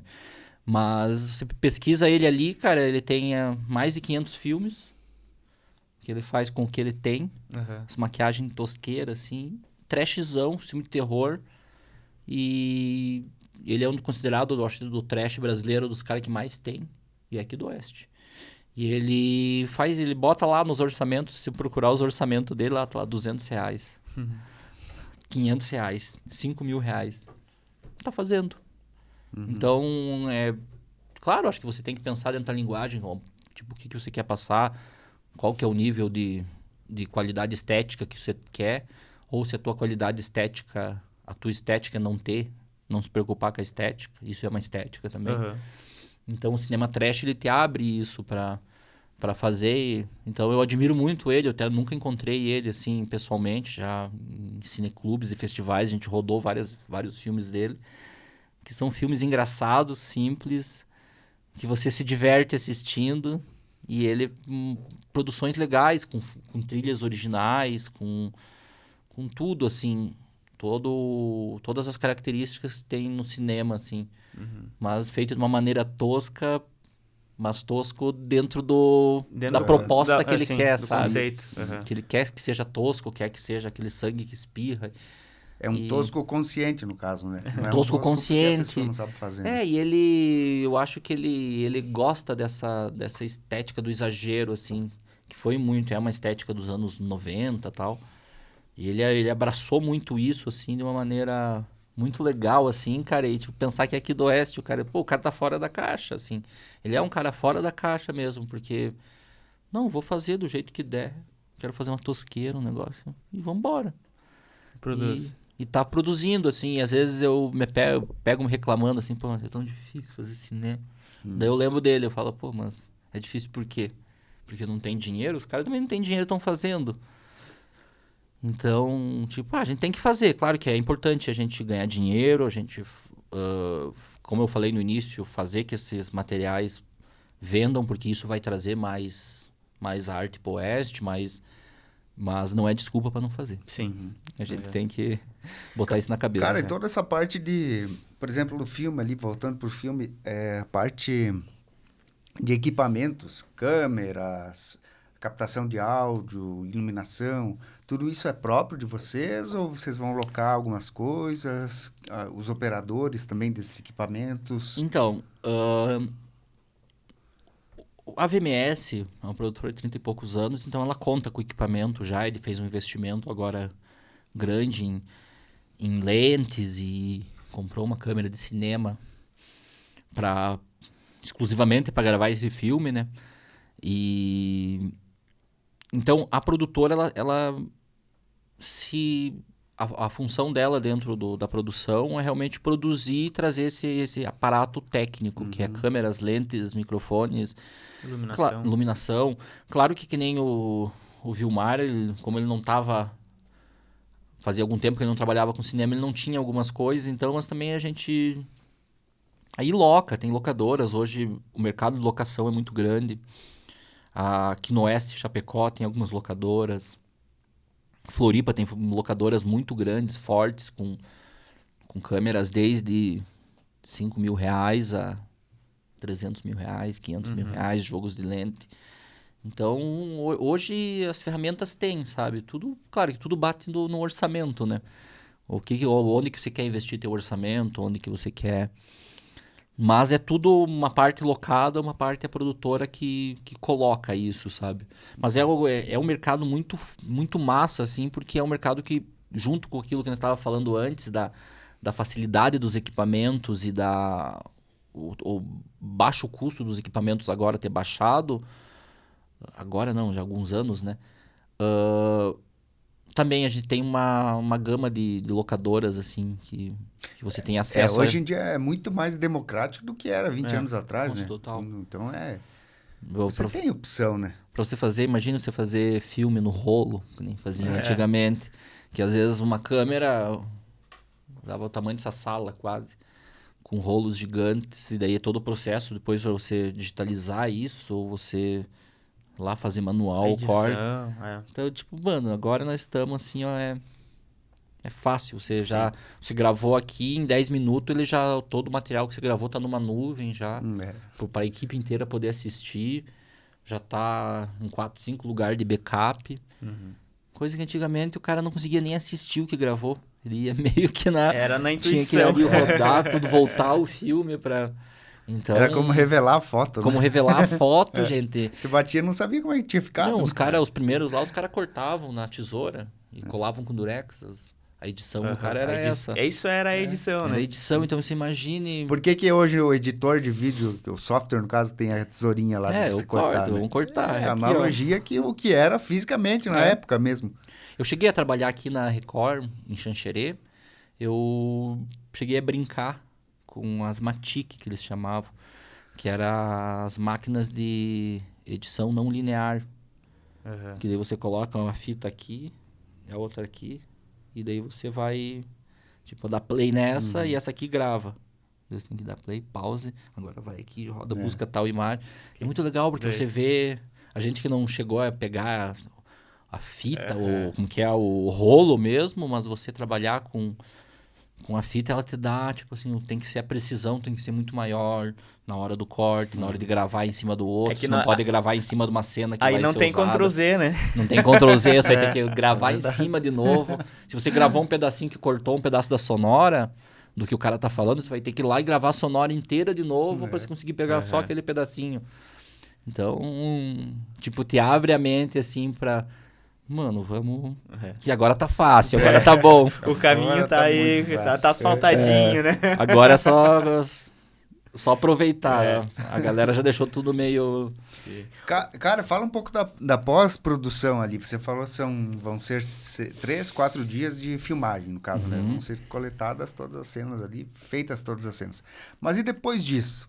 Quantos dias? O que vai ser feito depois disso? Tem a parte da edição. Qual que é o cronograma? Uma pessoa só vai editar esse filme? Vai ter uma equipe por trás falando o que tem que fazer? Então, a gente grava ele e daí ele vai para a ilha para ser montado, né? A gente tem um montador Mas o diretor, ele acompanha todos os processos. Do lado, você, né? lá do primeiro, lá do roteiro, da mudança do roteiro, até todo o processo agora de listagem supondo de objetos que vão entrar na cena, mesa, tudo, a gente faz tudo. Por isso que eu falei que a galera acha que o cinema vai ali, filma, escreve, negócio, viaja, dá uma... Não, a gente trabalha com planilhas gigantes de Excel. Tipo, a galera abre, minha mãe chega lá assim, o que você tá fazendo? Tá fazendo fechamento aí? Tá fechando o mês? Não, tô fazendo lista de cenário, tô fazendo lista de ator. Então, a gente acompanha todo esse processo. O diretor acompanha tudo isso, né? Então, provavelmente a gente grava no dia 27, ali início para dia 1º a gente já começar a montar, se pá. 1º de dezembro. Talvez até antes, porque a ansiedade vai bater, a gente já vai querer... Eu já vou querer decupar antes. Mas aí ele cai pro montador. O montador, ele faz a montagem através do roteiro. Que é tipo encaixar cena por cena. De forma bruta, assim? Ele não bota trilha, não bota nada, assim. Às vezes até bota, mas depende... A primeira montagem, ela é tipo... Encaixar, montar conforme o roteiro. Como se fosse uma decupagem ali para juntar as partes, né? Junta todas as partes sem fazer firula nenhuma. Daí depois a gente vê, vai precisar de uma cena de transição aqui, você tem que ir depois ir analisando.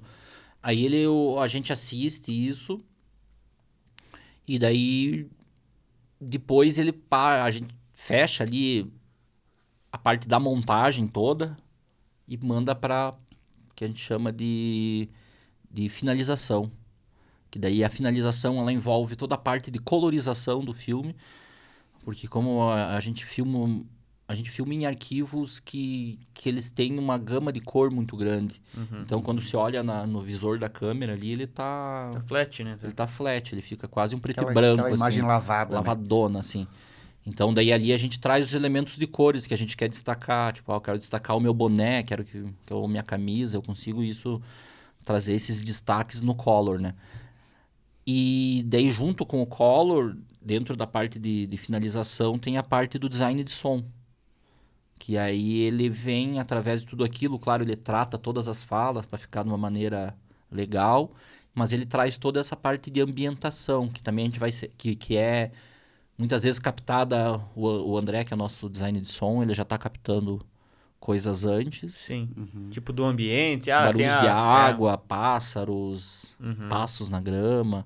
E daí lá no dia também, ele fica... A gente tem um operador de áudio que vai vir só para fazer o áudio direto, que é a captação do áudio, que é as falas e as coisas, e ele fica fazendo o que a gente chama de design de som, que é captando coisinhas. Tem uma cena que ele tá caminhando, então vem aqui, deixa eu gravar só teus passos aqui. Por exemplo, tá mexendo, vou tomar um gole. Isso, aqui, né? fazer... O barulhinho que faz na mesa. Barulhinho, o cara ligou um rádio, o cara...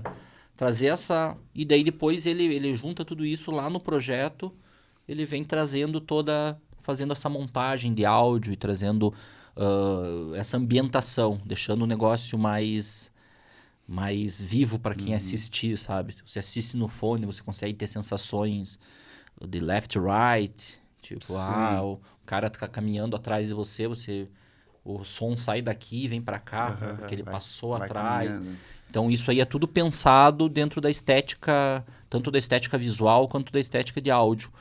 E aí depois, no final, depois de tudo isso, a gente vem com a parte das trilhas, daí para ver qual o ambiente que vai ser. Essa cena que ficou meio vazia, a gente achou que ficou vazia demais, que não era o que a gente queria. Então vamos só fazer um fundinho musical ali, só um pianinho. Ou, a gente colocou uma trilha aqui. Mas eu acho que essa cena não precisa trilha, vamos tirar e vamos deixar vazia mesmo. Só eles ali no silêncio. Então a gente vai... precisa dar um... A gente vai ter uma cena que a mulher vai colocar o pau de lenha no fogão. Só que a gente mudou o fogão de posição na casa, então a gente não vai ter como instalar o fogão, a lenha. Então a gente vai ter que fazer fake. Então são coisas que a gente tem que pensar muito o design de som. Porque é o design de som que vai dar a sensação que está acontecendo. De estar ali, assim. E daí depois finalizou, a gente faz o fechamento, que é a parte de hall, caracteres ali, quando sobe os halls no final, que é a equipe, que também tem uma pessoa que é encarregada de fazer isso, que as coisas no cinema tem um padrãozinho para se fazer e tal. A gente tem os padrão de logo que tem que usar. Então, a pós-produção ela é separada em 3, 4 etapas, assim, que às vezes não chega em todas, mas são essas 4. Seria a colorização, o design de som design, a parte de fechamento de trilha e a parte de geração de caracteres. Que daí o caractere ele pode ter também, tipo, lá no meio do filme, se você quer que coloque o nome de onde tá passando. Daí vai tudo conforme o roteiro, sabe? Então seria essas 4. E daí depois o render, que o render é o exportar o vídeo. Tu salvar o vídeo, né? Gerar esse vídeo.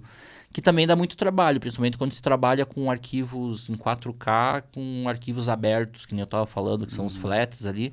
Pesados, né? Pesadíssimos. Então, muitas vezes o que a gente faz? Para editar, a gente reduz o tamanho desse arquivo e depois só na hora de exportar aumenta ele, faz os proxy e tal. Então, e dependendo às vezes das demandas que a gente tem, a gente acaba mandando para uma pessoa fazer só isso. Porque, quando eu tenho a minha produtora, eu não vou parar às vezes um dia só para renderizar. Então, eu prefiro contratar, pagar alguém que vai me cobrar a hora do render ali e eu deixo renderizando com o cara. Às vezes o cara tem uma máquina melhor e tal. Então, são estratégias que a gente monta de pós-produção, assim, para ver como... Não tem como dizer o que vai ter, porque a gente não sabe também como que vai chegar esse material, sabe? Pois é, também isso não tem como estar tudo planilhado, né? Não. Tem que ser algo aberto ali para você... Principalmente a pós, assim, ela é algo que ela vai depender muito do material que for gravado. Pode ser que lá, quando a gente gravou, deu um bug lá, um negocinho no áudio, que a gente tem que redublar. Acontece muito no cinema. Daí a gente manda o material, supondo, pro ator, ele assiste e ele fala mais ou menos como ele...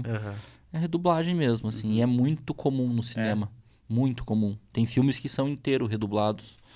E filmes grandes, assim. Um grande exemplo de dá um filme problema no áudio, na captação Na captação, voz, às vezes até no contexto que eles queriam passar, daí não ficou legal. Um filme que foi totalmente refeito na pós-produção é o Tropa de Elite, né? Que é um filme que todo mundo conhece. Ele era um filme que, quando o roteirista escreveu e tal, ele era um filme para ser... O protagonista era para ser um dos policiais lá. O Matias era para ser o protagonista. Só que o Wagner roubou totalmente a cena. Se destacou mais. Se destacou porque o personagem era mais forte e a gente tá falando do Wagner Moura, né? Sim. Que é um monstro do cinema. E daí eles fizeram que o filme... Pode ver que o maioria do filme ele é feito em off.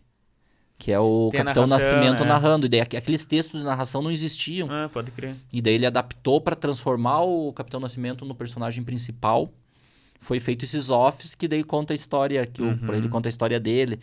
Porque pode ver que a história em si, ela conta mais a história do Matias... Do Matias e do outro...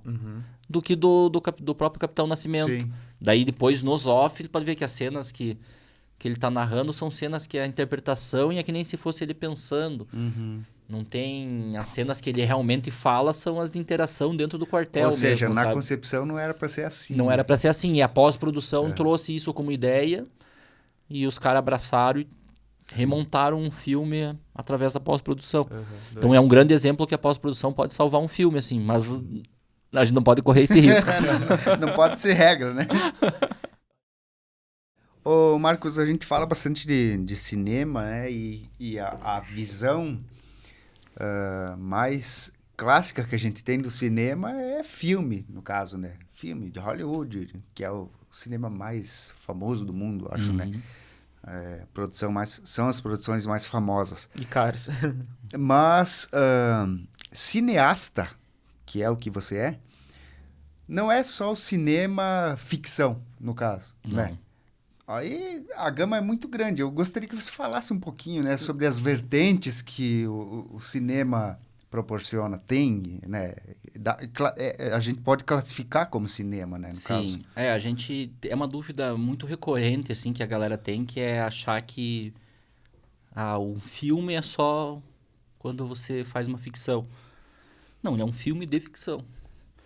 Você tem documentários, são filmes também. Então, eles estão dentro de subcategorias dentro do cinema.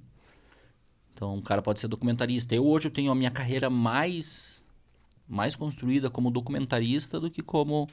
Pela questão de de me formar em jornalismo e tal, isso sempre teve muito aguçado em mim. Eu fiz um documentário em 2017, a gente gravou em Balneário Camboriú sobre os moradores de rua de lá. A gente fez todo um paralelo entre a cidade mais cosmopolita do estado de Santa Catarina, uma das mais do Brasil, com uma cidade que esconde a realidade dos moradores de rua. E eles dizem que não tem mendigo lá, mas tem. Então a gente mostrou essa realidade e a gente fez uma websérie. Mas a gente foi premiado em negócios de cinema e tal, porque eu acho que não se tem muito essa informação de que o cinema ele tem outros subníveis, como você pode ter um fake documentário, que você pode inventar uma história e fazer parecer que é verdade, que é um documentário. Ou ela pode ser parcialmente mentira. Como se fosse um documentário de ficção ali, no caso. Como se fosse um documentário de ficção. A gente chama de fake doc. Que tem vários famosos, assim, que contam histórias. E daí você tem as séries que também estão dentro do... Coisa e hoje, cada vez no Brasil, eu acho que é um segmento que está crescendo muito mais, assim. O próprio Prêmio Catarinense, os editais estão vindo com verbas maiores para séries, tanto séries televisivas como webséries e tal. Então, é um mercado muito... Acho que com a ascensão dessas plataformas de streaming também, se produz mais séries e traz a vontade até das pessoas que não vivem de cinema de estar fazendo séries, porque é uma outra forma de se contar narrativa. Então, você pode fazer séries documentais, você pode fazer fake docs, você pode trazer estilos que misturem ficção com realidade. Então hoje tem até a própria Record, eu trabalhei numa série deles lá, no último ano que eu estava lá, que foi uma série sobre Anita Garibaldi, que ela misturou teatro, dramaturgia, com documentário e com ficção. Então, os momentos eram os personagens num cenário lá escuro, só com uma luz dramática, falando de alguma coisa lá da história de Anita Garibaldi e tal, mas os personagens... Aí, do nada, vinham umas entrevistas, aí tinha umas cenas que era de uma biblioteca, que era alunos. Então, ele misturava esses formatos, sabe? Brincava com esses formatos. E foi muito legal, assim, porque você busca artifícios narrativos que estão presentes tanto no cinema quanto no próprio jornalismo. E você mistura isso e traz roteiros muito interessantes, assim, que, como a gente falou lá no início, de contar a história, de ser historicamente bom de assistir e trazer conhecimento. Então, eu acho assim, eu sou até meio suspeito a falar, eu sou apaixonado por documentário, assim. E até esse ano eu fiz esse dos agricultores e eu já quero escrever um outro para terminar esse, para abranger um pouco mais, para conseguir conversar. Como ele era uma extensão de um outro projeto, a gente não tinha muita verba para a parte de audiovisual.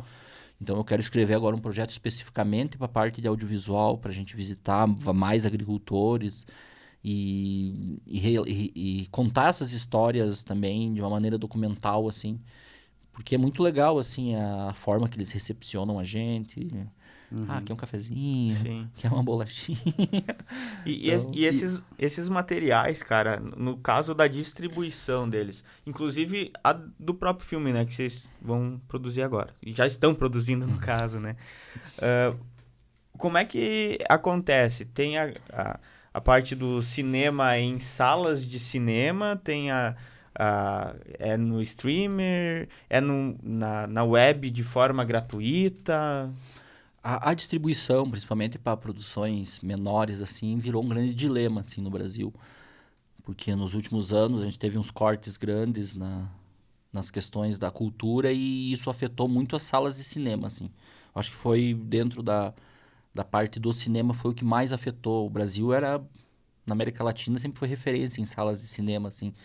Então, era muito bom de distribuir filme, porque tinha muita sala de cinema tinha essa cultura, tipo, vou levar minha namorada, eu vou com meus amigos para assistir um filme. São Paulo tinha milhares de salas de cinema, só de cinema lado B, cinemas mais de subúrbio mesmo, cinemas que a gente chama de guerrilha, né? Então tinha muitas salas de cinema e isso meio que acabou, assim. Então tem poucas salas, hoje não é mais a saída, as salas de cinema. As plataformas de streaming estão crescendo, então é uma saída também, é um bom jeito de distribuir, mas aí também já envolve negociações maiores, né? Contratos mais a longo prazo, mas é uma saída muito boa. E os festivais. Os festivais nacionais, existe uma grande questão que eles não têm mais aquela, digamos, eles não dão aquele glamour que tinha antigamente. Isso é decorrente de políticas públicas, mas também da internet. A internet hoje, o cara não quer mais sair de casa para assistir um filme, se ele puder baixar lá no computador dele, ele baixa e assiste lá. Então também entra mais uma vez dessa parte da reeducação cultural, que a gente vai ter que... Acho que o cinema tem que se posicionar agora, começar a ganhar corpo de novo para se posicionar e fazer que as pessoas se interessem em sair de casa de novo para assistir filme. Claro, diminuiu as produções, tem tudo isso, mas a gente tem que buscar essas formas de...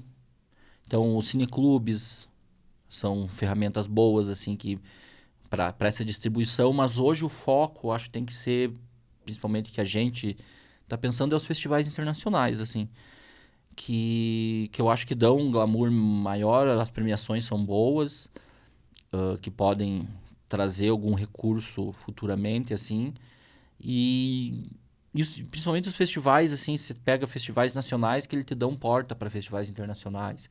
Então, é realmente investir... A gente quer investir nessa distribuição em festivais mesmo.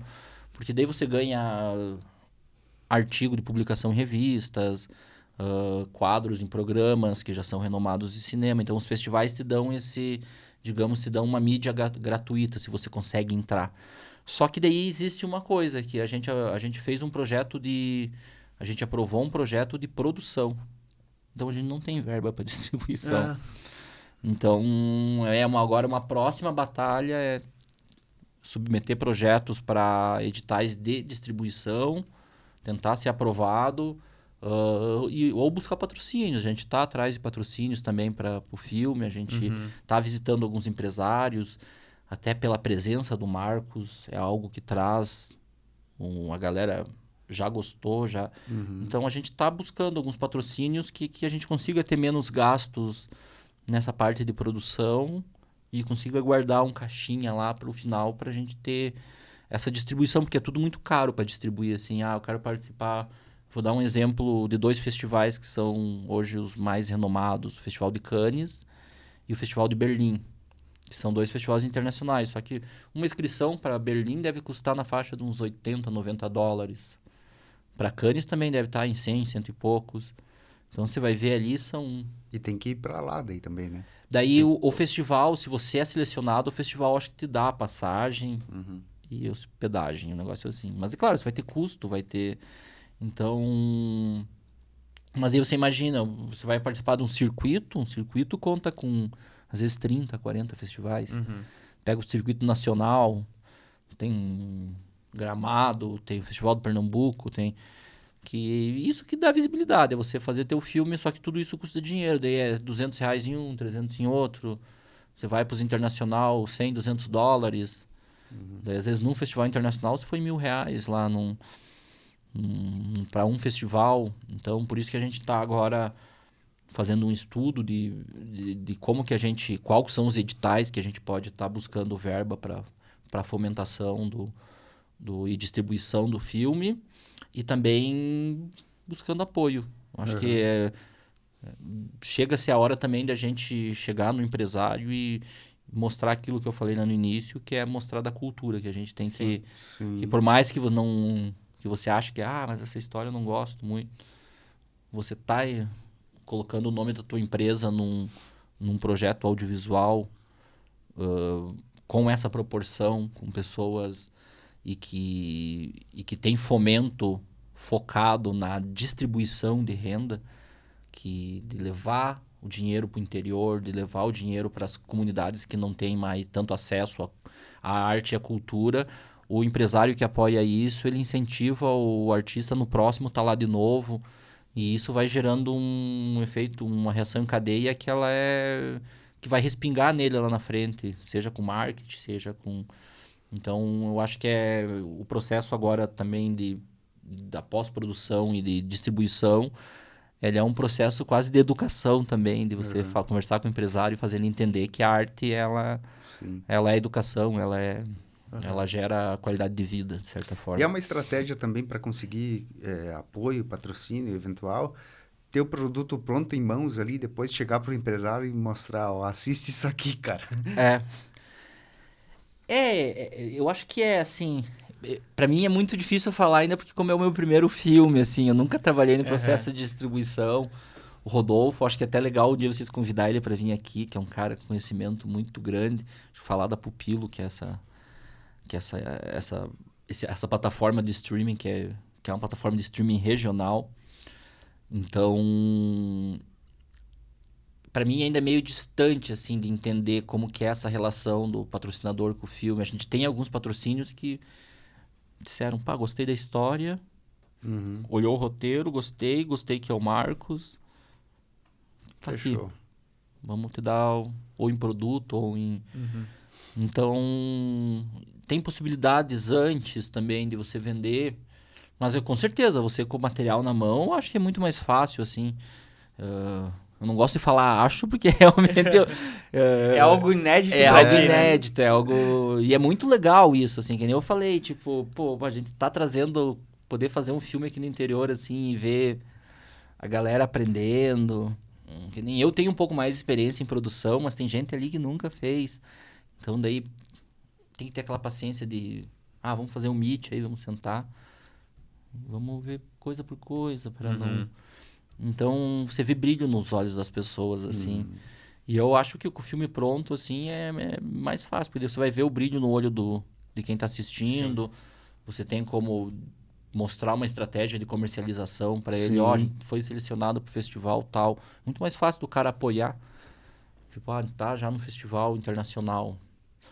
O cara vai ver aquilo com bons olhos. Porque é uma mídia que por si só se tornou internacional, sabe?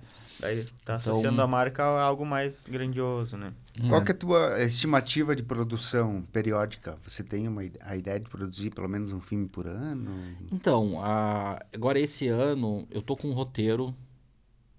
Eu tenho 2 roteiros que estão, digamos, pela metade. Um eu tô finalizando, que eu quero produzir agora para Paulo Gustavo, que tá aí. Que é um roteiro que conta a história de uma menina de Joaçaba que foi enterrada fora do cemitério por questões religiosas e tal. Então é uma história muito interessante, assim, que passa lá nos anos 50. Essa é uma história que eu penso em gravar talvez pro ano que vem. Mas eu tô em mais 2 ou 3 projetos. Tô em um projeto de Lages que ainda não é aprovado, mas o projeto já está estruturado, tudo. Eu vou fazer direção de fotografia daí. Vou trabalhar com fotografia. Aqui em Joaçaba, vou fazer montagem de um outro projeto também, que já está estruturado, não está aprovado. Também vou ajudar na produção e vou auxiliar na direção de fotografia também. Ajudei a fazer o roteiro agora. Tem mais um projeto que a gente se inscreveu, que é Kiderval, que a Gabi Brezola vai dirigir, que também eu vou estar na produção, vou estar ajudando na produção, na direção de arte. E eu tenho daí alguns projetos para desenvolvimento, que eu pretendo juntar uma equipe para terminar de escrever um roteiro. Eu tenho um roteiro que eu tenho já uns 6, 7 anos, que eu venho escrevendo, que é em cima baseado nesse documentário que eu fiz em 2017 sobre os moradores de rua. Então ele retrata a história de um cara, ele mostra o porquê que uma pessoa toma essa decisão de viver na rua e de se jogar, muitas vezes, nas drogas e tal.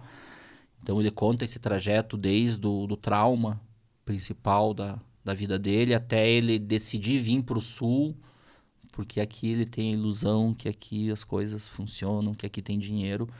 E ele acaba em Balneário Camboriú, então é todo um drama que mostra essa vida dele, de um cara que acaba na rua. Então a filha dele vai atrás dele, só que ele é um roteiro que ele tem um enredo, mas ele não está escrito. Ele tem 30 páginas escritas, mas é um roteiro que vai a quase 100 páginas.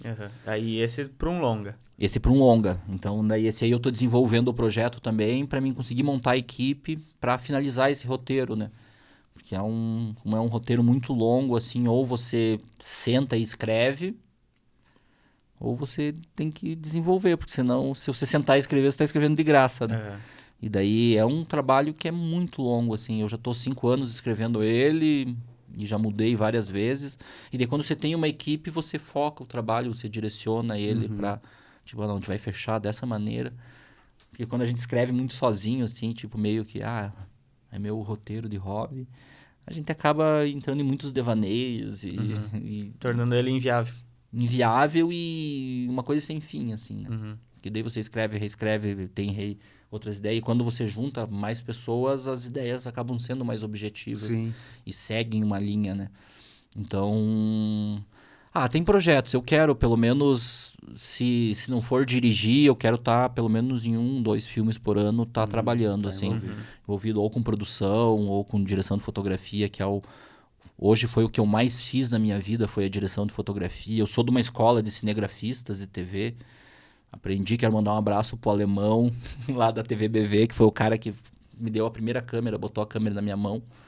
Eu era repórter da TV Cidade. Lá em Joaçaba, né? Lá em Joaçaba. Conheci o alemão. O Deon era nosso chefe lá na TV, era o diretor. E o alemão, ele chegou pra mim e falou assim, cara, tu escreve muito bem, tu daria um bom repórter. Mas ele falou, você tem uma coisa que todo diretor precisa ter. Que você sabe articular com as pessoas. No tempo de faculdade, eu organizava churrasco e tal, ele via, daí eu sempre convidava ele passar a carne. E ele falava, cara, você tem as pessoas, elas te seguem, elas vão atrás de você, você tem de juntar as pessoas para fazer alguma coisa. Quando você vai produzir, assim, você que é o cara que vai com as ideias e as coisas... as pessoas assim, se animam com... Negócio de liderança mesmo. Com essa coisa de articulação. E não, vamos fazer, tem que fazer. Eu sempre fui muito, vamos fazer. Eu não gosto de ficar muito ali no planejamento, apesar de eu estar planejando bastante agora. Eu sempre fui esse negócio, tipo, eu queria ter a câmera na mão. E ele falou, cara, você não tem que ser repórter, você tem que ser diretor. Você tem a pegada de diretor, assim. E aquilo ficou na minha cabeça, assim. Depois eu montei minha produtora, fui trabalhar com publicidade, e daí eu comecei a entender o que o diretor fazia, como que ele... E hoje eu agradeço muito ao alemão por ele ter falado isso, porque senão hoje eu talvez seria um repórter de televisão, ou talvez um redator ali, e não estaria vivenciando as coisas que eu estou vivenciando hoje, assim. Que é uma fase, para mim, assim, está sendo fantástico. Poder estar fazendo um filme no interior, de realizar sonho das pessoas, de trazer o Marcos para cá e ver ele lá com quase 80 anos, com a disposição para trabalhar, com os olhos brilhando para fazer, com a vontade de vir para Santa Catarina, conhecer Santa Catarina. Então isso para mim é motivador. E é lindo, assim, você ver que a gente está fazendo história aqui no Oeste com pouco, sabe? A gente não precisa de muito para desenvolver isso. E eu acho muito importante, cara, de a gente trazer mais holofote para esse tipo de situação, sabe? Porque elas estão acontecendo, só que muitas vezes acontecem ali isoladamente, né? E se mais pessoas ficarem sabendo desse tipo de iniciativa... desperta interesse de outras pessoas que daqui a pouco estão com vontade, mas não sabem como fazer, pra que lado seguir, né? Então, eu acho isso muito, muito E legal. eu acho que quando a gente faz algo diferente, né, dentro do contexto que a gente tá, não que seja algo inovador, porque o cinema se faz desde 1914, até antes, 1800 e pouco. Mas para nossa região, que nem a gente vinha falando, é algo que cresce o olho, assim, porque eu acho que a gente cresceu vendo televisão, assim, nós, principalmente, somos apaixonados por jornalismo e tal. A minha mãe é muito noveleira, então eu me criei assistindo televisão, assim, televisão sempre teve muito presente na minha vida. Só que, como nós falamos, eram sempre coisas distantes de mim, assim, sabe? Tudo é tão distante, tudo é tão... Pô, não, vamos fazer, como que faz? Você aprender com os mais velhos, depois dizer, não, agora eu vou criar o meu jeito de fazer. E daí, daqui uns dias, vai ter alguém do meu lado que vai aprender comigo e vai criar o seu jeito de fazer. E talvez o jeito dele seja melhor que o meu. Ou não necessariamente precisa ser melhor, às vezes é diferente. E os processos cinematográficos, assim, eles são... Como eu falei, eles são muito detalhados, são processos legais de ser vivido, assim, etapa por etapa, porque você vai chegando no final, você vê o negócio se construir e você poder passar isso para as pessoas e poder aprender e poder estar ensinando, eu acho que não tem, assim, me ganha qualquer coisa quando se fala em educação, assim. Principalmente quando envolve adolescente e crianças, eu acho que é a chave para o sucesso de todo o processo artístico e para o sucesso de qualquer profissão é o exemplo. Quando você dá o exemplo, quando as pessoas te olham com admiração pro teu trabalho e o teu ensinamento consegue mudar a vida dessa pessoa, você já tem sucesso. O sucesso, ele é isso. Não é você já é uma ganhar conquista. prêmio, não é o cara assistir e dizer, pô, queria aprender mais sobre isso. Como que vocês fazem? Como que... Não, chega aqui, senta aqui, vamos... Então, eu acho que esse processo de trazer arte para o interior, não só questão financeira, ele gera isso, ele gera essa movimentação de educação, que é a educação artística, a educação cinematográfica. E isso pode acontecer no jornalismo, isso pode acontecer na publicidade. Eu gosto muito de trabalhar quando eu vou fazer comerciais e tal, estar trabalhando... Eu até falei quando eu cheguei aqui, eu falei, pô, você falou, aqui a gente cruza e vai na área cabecear. E eu sempre trabalhei assim, e hoje eu tenho a oportunidade de aprovar mais orçamentos dentro da minha produtora, com uma verba maior, mas que no final eu não estou ganhando mais, eu estou agregando mais pessoas para um trabalho ficar mais cheio, mais rico em detalhes. E eu busco, claro, minha produtora é uma produtora pequena, mas é pelo menos sempre 3 pessoas, 4 pessoas trabalhando comigo. E sempre eu levo alguém que está começando, que está ali no início, que vai... Já tomei muito ferro por isso também. Mas tem que ter, porque ele vai errar, mas amanhã ele não vai errar de novo, do mesmo jeito. Então, e você vê depois, que nem eu falei do alemão aqui, talvez se ele não tivesse me ensinado, me falado aquilo, eu nem teria passado batido. Tá dentro da missão ali, né? Daqui a pouco, lá na frente, outras pessoas vão estar lembrando do Marcos, né? Do que você auxiliou neles, cara. E não precisa nem lembrar de mim, lembrando dos conhecimentos, eu acho que é crucial, assim. Você dizer, não, eu aprendi aquilo com tal pessoa, ou mesmo indiretamente você, quando a gente sai para uma produção... E eu ensino o cara a fazer alguma coisa, e daí depois eu vejo, talvez, numa produção que é só dele, eu vejo ele fazendo aquilo que eu falei, porque realmente deu certo, ele fez os testes dele, coloca dentro do perfil dele, mas tá ali. Então, eu sempre digo que o conhecimento, quando ele é só teu, ele não tem... Não tem muito valor. Não tem muito valor. Agora, a partir do momento que você compartilhou, ele ganha valor. Exato. É como a nossa conversa aqui. Exato. Se fosse só nós aqui conversando, a gente poderia tomar uma cerveja aqui, sentar e ficar a tarde inteira, nós falando de jornalismo, cinema.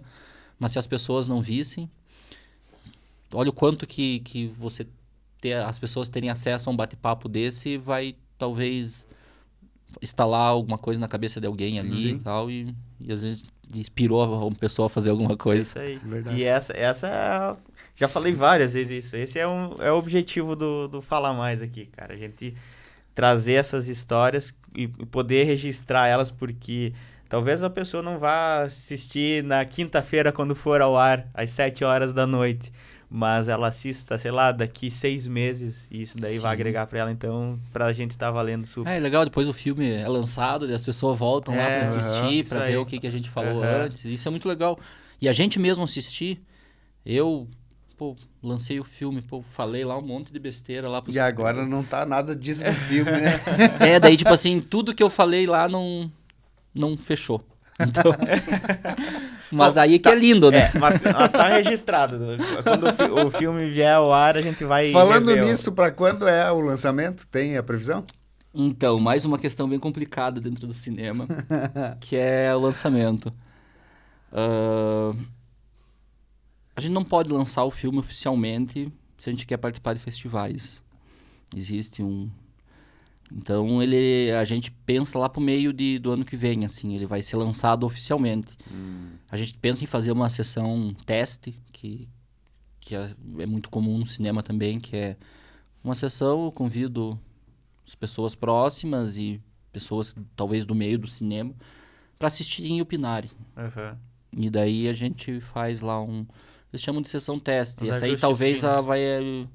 daí é mais questões que são técnicas mesmo, assim, a gente faz os ajustes. A gente pensa de fazer essa sessão para janeiro, fevereiro, e lançar ali por junho, julho do ano que vem, depois que passar o circuito dos festivais ali, a gente conseguir colocar o filme no máximo de festivais. Mas pros amigos a gente vai estar mandando. Perfeito. Eu mando no WhatsApp. Combinado. Ou convida também pra sessão teste ali. Não, a gente convida. Vocês serão convidados, pode deixar. Maravilha, Marcos. Prazerzaço aí, o Muito Marcos. legal. Conheci hoje, né? O Marcos,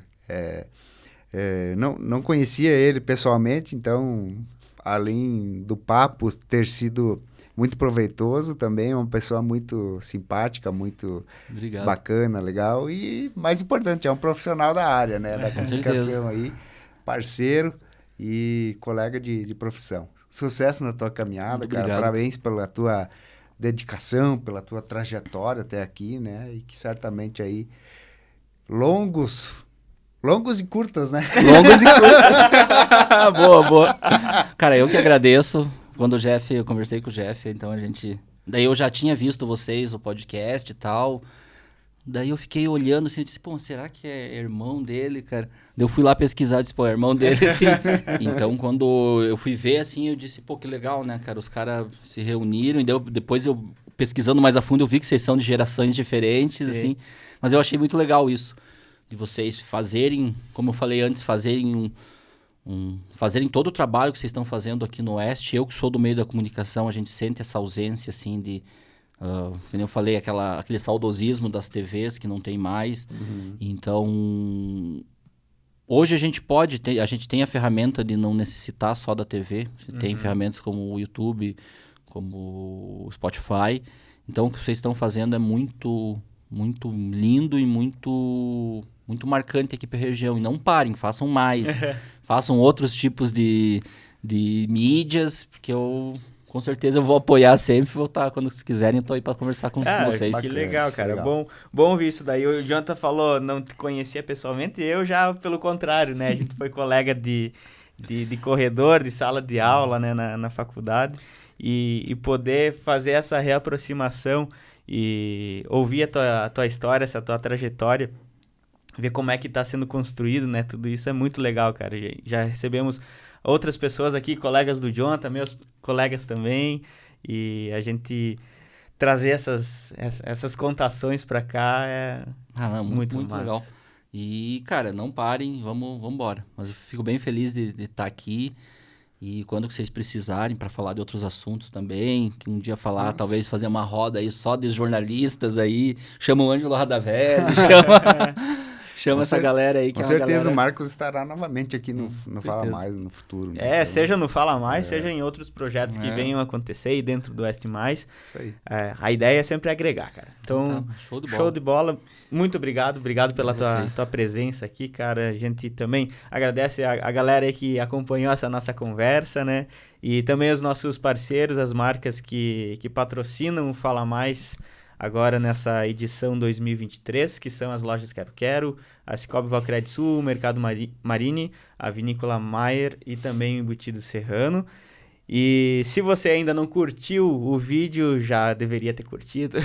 Se não está inscrito, se inscreva no nosso canal no YouTube, que é aí onde a gente lança todas as nossas conversas. Fechou? A gente se vê na próxima semana. Valeu, obrigado.